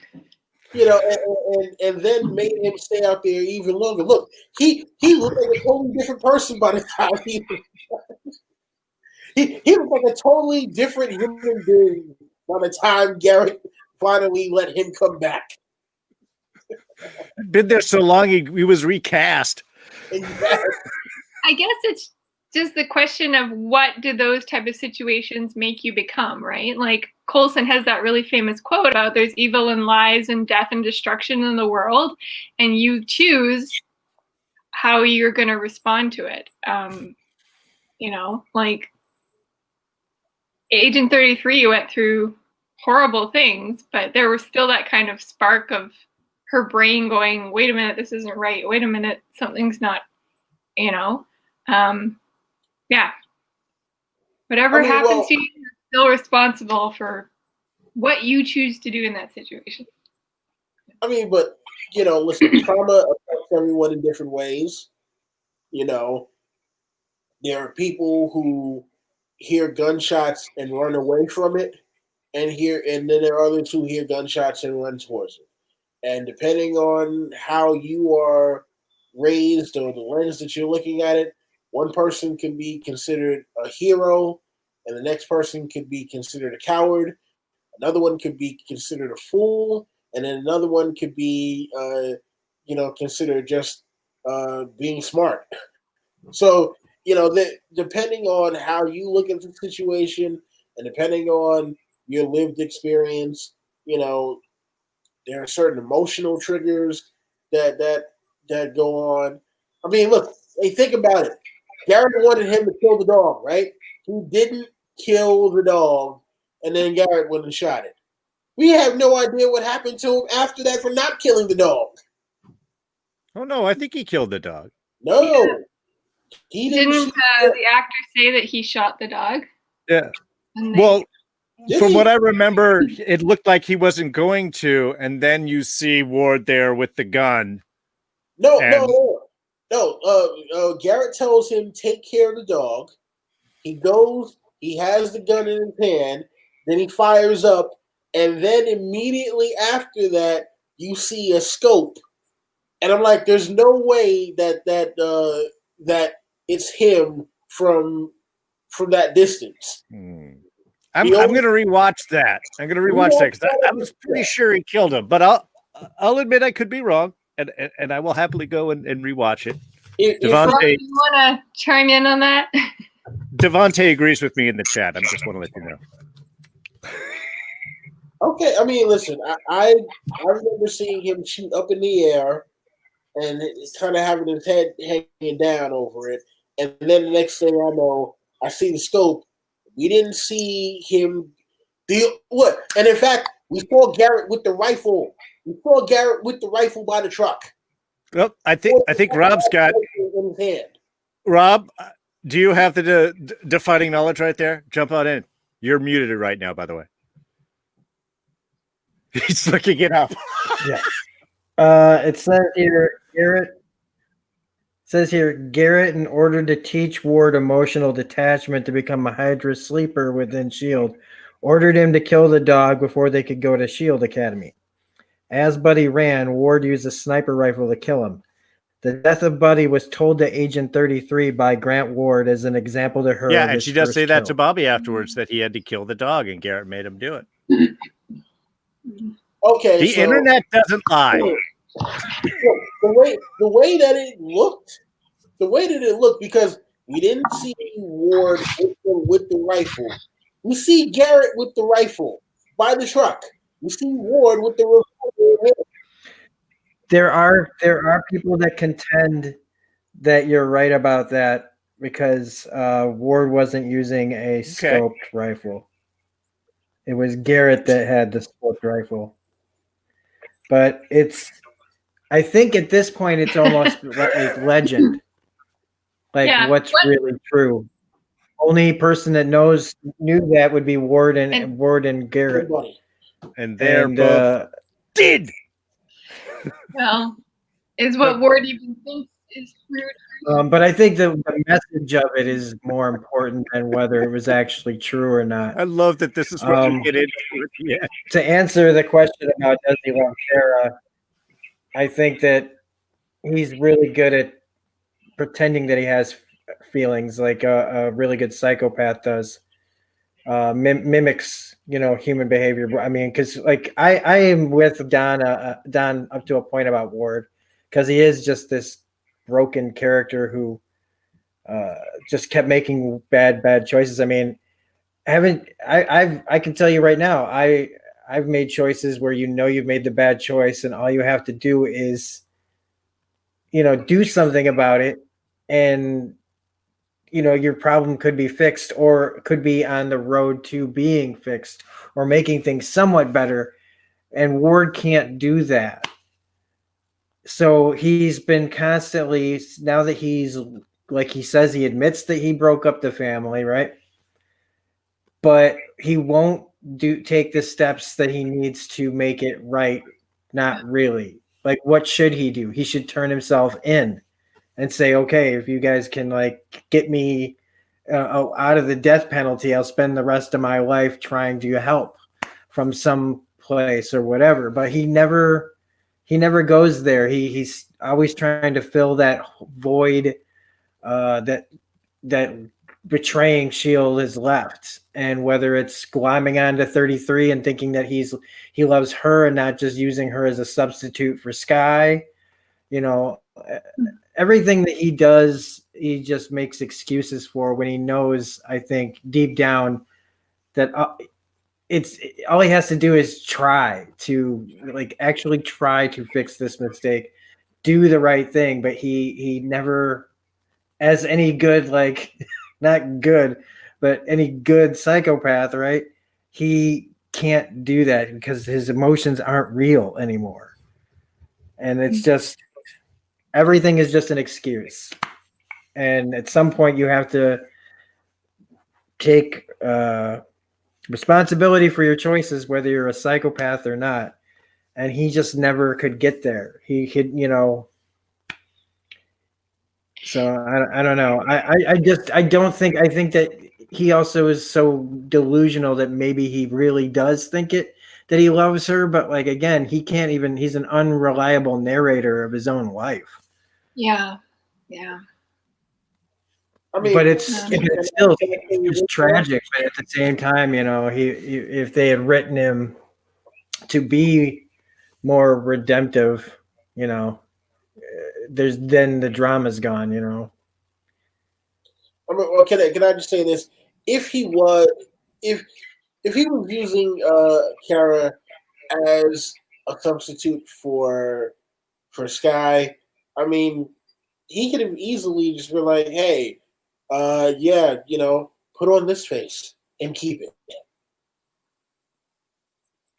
And he specifically said no to that. So, but is that just another technique of like, no, I don't want Sky, I want you, so that she feels loved, and then therefore will follow him? I mean, well, he could have brainwashed her into damn near thinking that she was Sky.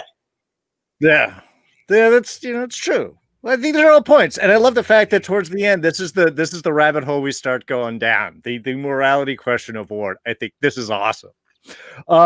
However, we are getting up to about 2 hours. I think it's so we start moving towards the end. There is one last little thing I wanted to touch on. We had hit on it last time. Cameos. Little people that showed up that we've seen elsewhere. There is a favorite one that I have, and I'll only touch it on this one. During, I think it was actually Aftershocks, the wiping out of Hydra. Fred Dryer as Bloom.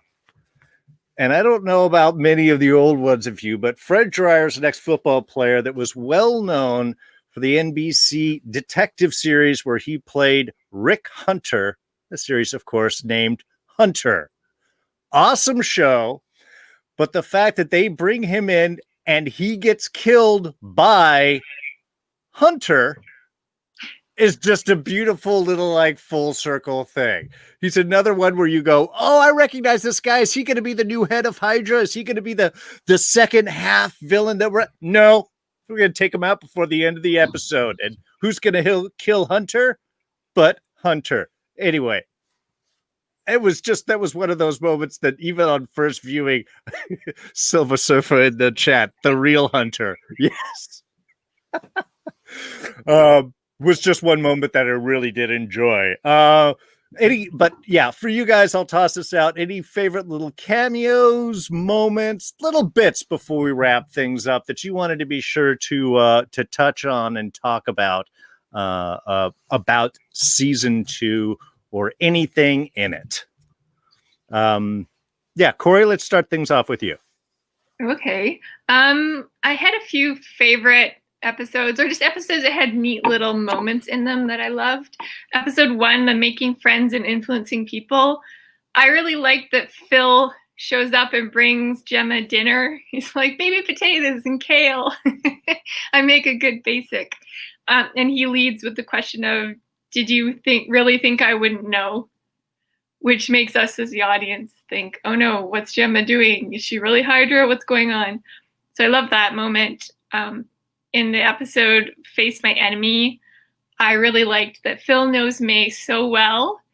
He's able to tell that this is a false May, a May duplicate. And May says, how did you know she wasn't me? Fake me. And Phil says, little things. And she wanted to get coffee. And May goes, did you punch her in the face? I was like, I did. So I love that. I love the scene, A Hen in the Wolf House, where Sky almost finds her dad. And we have that real father-daughter moment between Phil and Sky, where he says something like, you've been having one terrible day, huh? And she just breaks down and he's hugging her. I love that dynamic. I like seeing how Sky and Phil's relationship develops and they grow together. Something was really cool in the Melinda when we find out, episode 17, when we find out a bit about Jiaying's as she's training Sky. We see her with the glasses, and she's getting Sky to resonate the frequency to make noise in the glasses. But we see that happen in the last season, where Sky's sister is also learning her skill set with, I don't remember the guy's name, but he's like trying to resonate, and she blasts all the glasses. It was like a last final scene before the end of the episode. So I thought that was kind of neat how they pay homage to that again. It's Nathaniel, wasn't it? Yes. Yeah, Nathaniel. Yeah, he's easily forgettable. I love seeing the Dirty Half Dozen. We see Sky use her powers for the first time in combat. That was cool. And the fact that her powers activate when she's trying to protect herself at the safe house. Little cameo where she finds Hulk's fist print into the wall. And we also learned that Steve Rogers stayed there after his sort of thawing time period. And then I guess, episode 7, the writing on the wall. Phil has a line where he says it's a map to nowhere. And I wondered if that was kind of like a cheeky reference to Guardians of the Galaxy.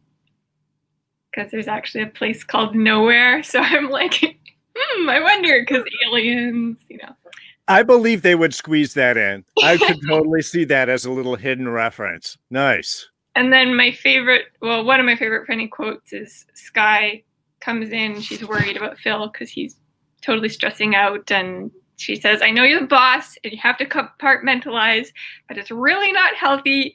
Try yoga or something. And as she leaves, Phil's like, I tried it, but I'm really not flexible. But that's all I have. Nice. No, those are some great moments. Dawn, you've got any favorite cameos, moments, quotes, anything from season 2 you want to be sure that we share? I mean, well, we've already touched on Crusher Creel. His introduction into the season, and also his use. I was absolutely surprised because Absorbing Man, while he may not be like a top tier villain, he's someone that to me was well known enough that I'm surprised they let him use that they were allowed to use him on the show. It's always fun seeing Lady Sif, of course, and with that we get our first look at an actual Kree. That was even though that was what you would consider to be a filler episode, it gave so much background on the Inhumans, their purpose, and also set up things for the future. Because again, we know that the Kree are out there. We know that Inhumans exist. We know what intersection they play together. So that was just kind of cool, just to get those references and see how everything formed together when it came to that. Man, trying to think what else I can possibly add. There isn't much more for me because I'm not a Whedonverse aficionado. If there were any other Whedonverse people who've come in, I wouldn't be able to tell you because I'm sorry, I didn't watch Firefly, I didn't watch Buffy the Vampire Slayer. I'm sorry, these hats to show you I have nerd cred though, right? Right? Don't you dare try to take away my nerd cred. Look at the hats! Look at the hats!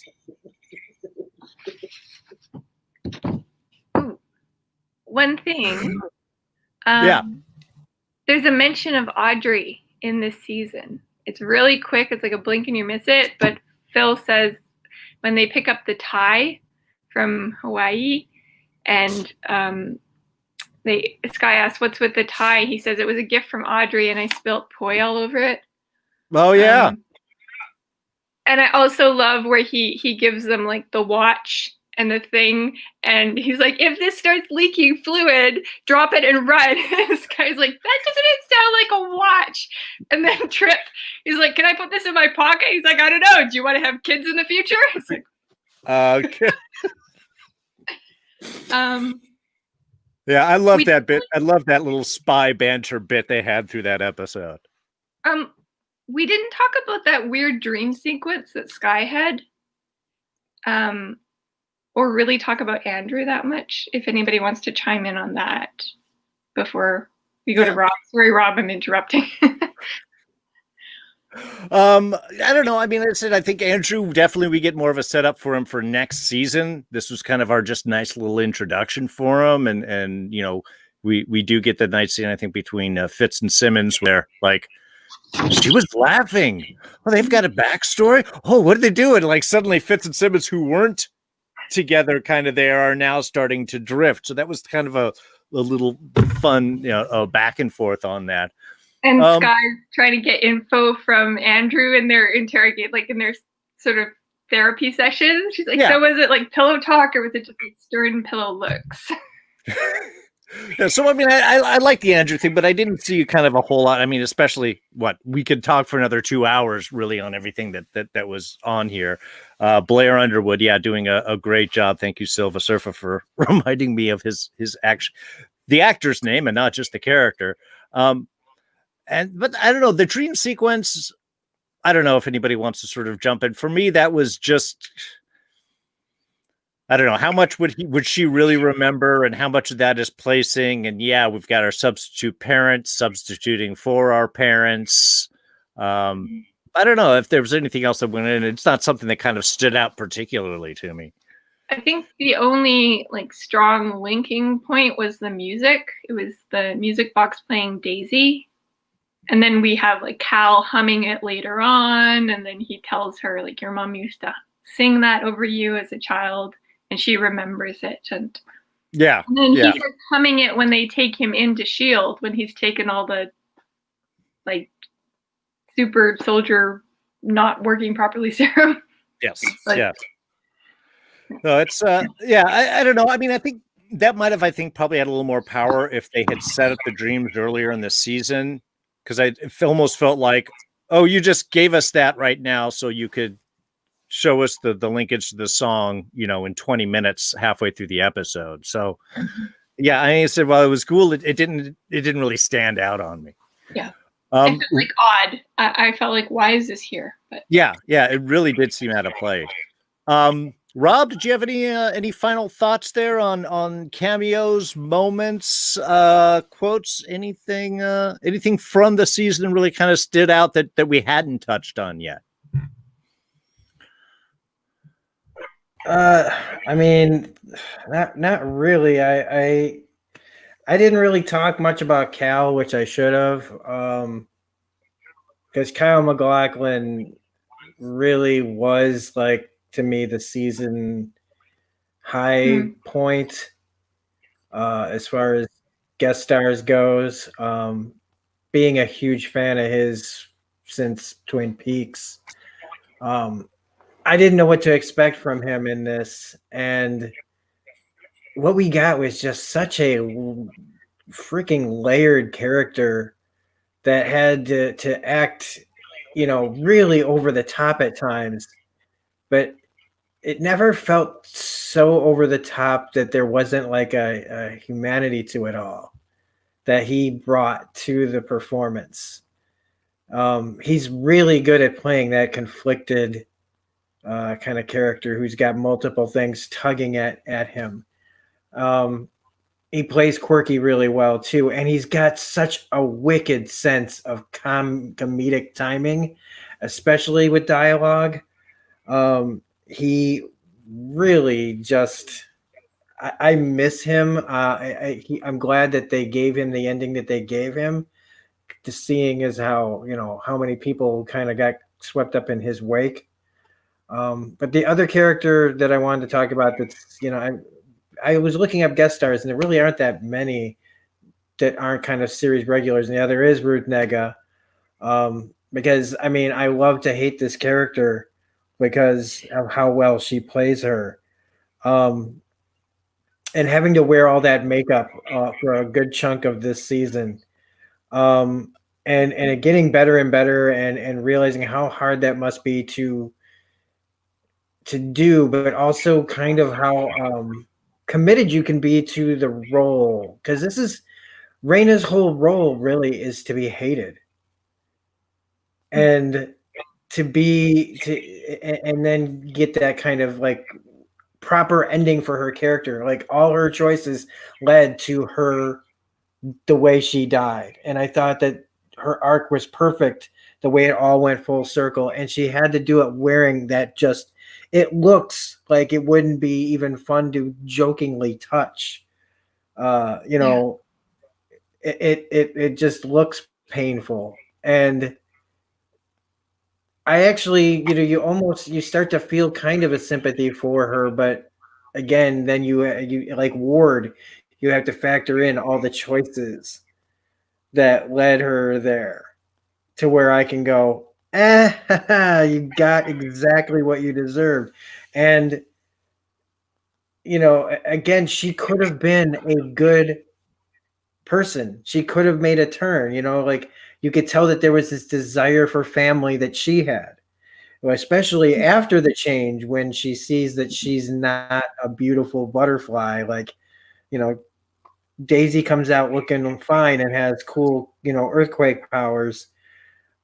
She, looks like a monster, and she still sees Sky as the monster, that I look as ugly on the outside as you are on the inside. And it's basic, like, she doesn't even see how bad of a person she is. She's still pushing all her stuff out on other people. And Ruth Negga, like going from this role to then Tulip O'Hare on Preacher, and the wonderful acting that she's been doing outside of S.H.I.E.L.D. and everything, she's just like, again, I did not appreciate her the first time through. She annoyed me like Sky did. But like watching the character this time around was just so much more eye-opening, that those two, to me, really deserve to be talked about more when we talk about season 2. Because even though Raina was a big part of season 1, her end arc here was probably more important. Yes, for sure. Here, let me say that with my mic on.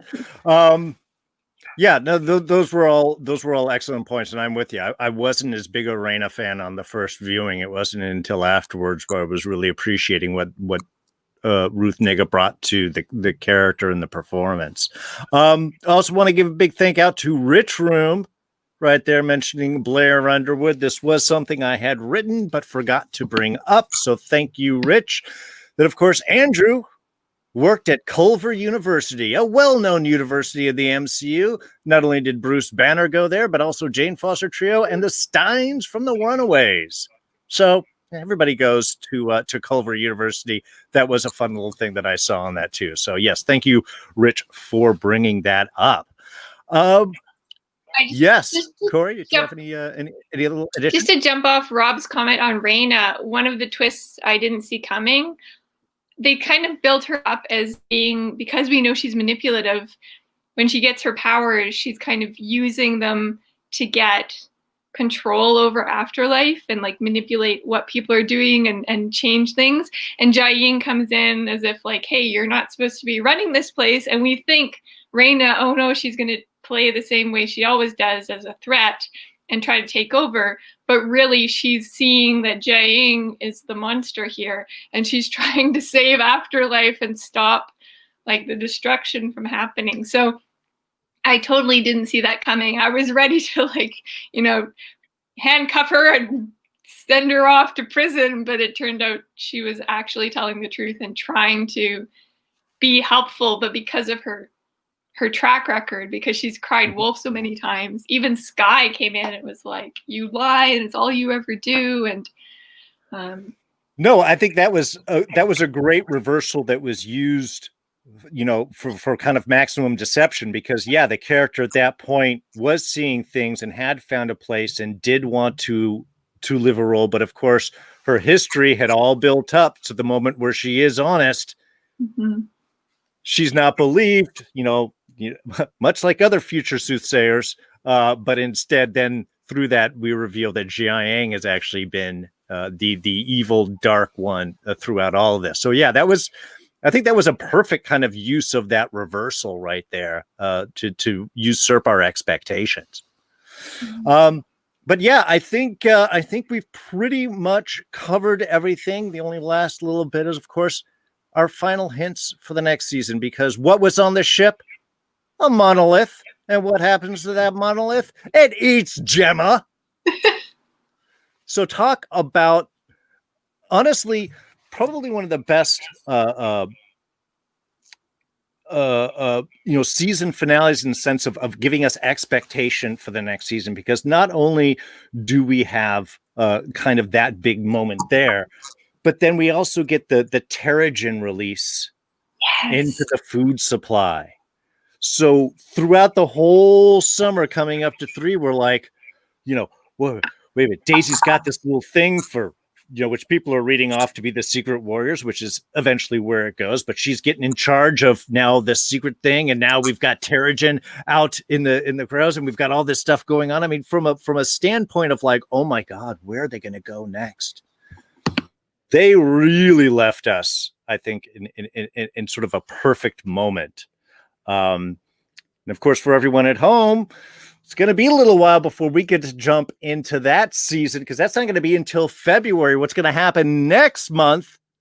So we're going to talk about the little mid-season break that we didn't talk about right here, and that is Agent Carter, season 1. Next month, January, we will be diving into that, reflecting on the whole season there. Lots to talk about. And of course, we'll be jumping back into season 3 of Agents of S.H.I.E.L.D. in February. So next year, it's all Carter, it's all S.H.I.E.L.D. We're going to be blowing through in the first half of the year, recovering all of the seasons. A lot to talk about. It's going to be so much fun.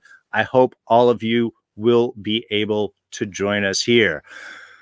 But for now, everyone, why don't we give our nice little goodbyes? Rob, why don't you kick things off? Let people know what you're doing and where people can find you. Yep. I'm going to mute myself here. Okay, yeah. So Monday nights, Tuesday morning, you can catch his Dark Materials Season 2 reviews on my channel.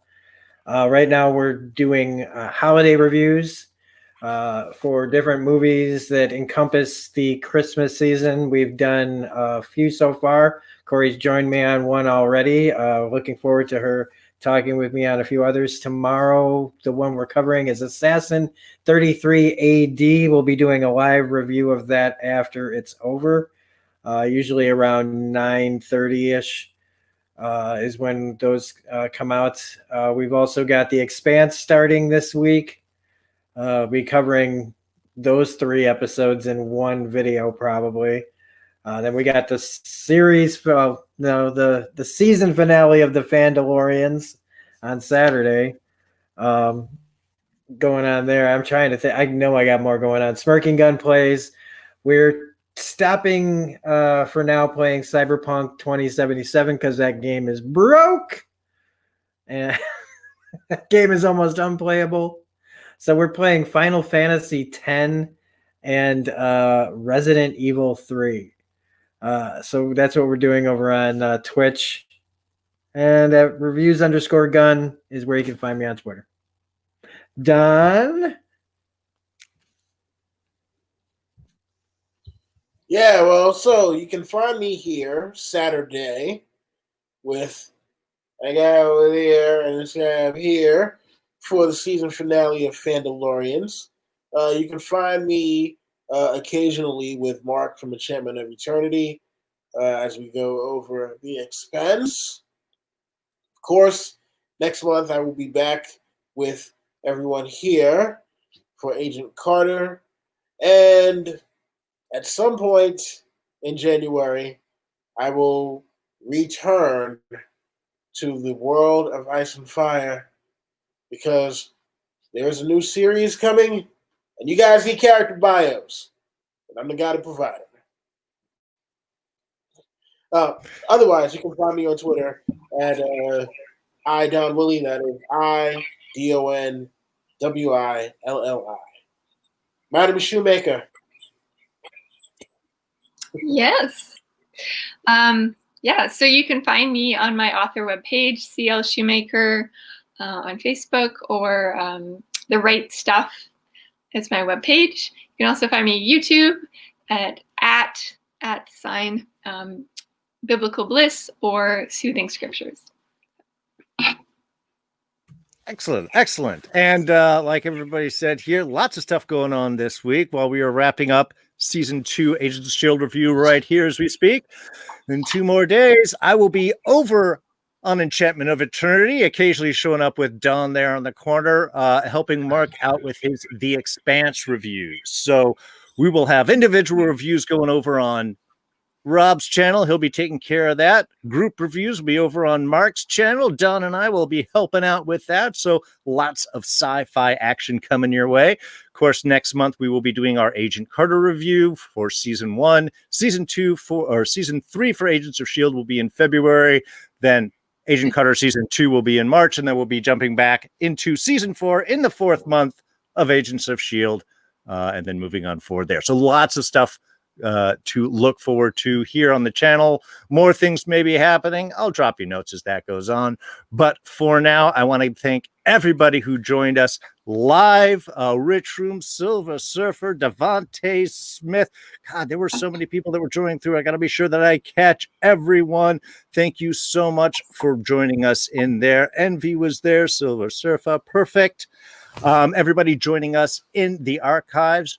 Really do appreciate you checking us out. Of course, as always, if you enjoyed it, please like and subscribe. Hit the notifications button. That will let you know when all new things are coming your way. And until next time, agents, have a good day. Stay safe. Wear your mask. And we will catch you all next time. Thanks so much. Y'all take care. And we'll see you next time.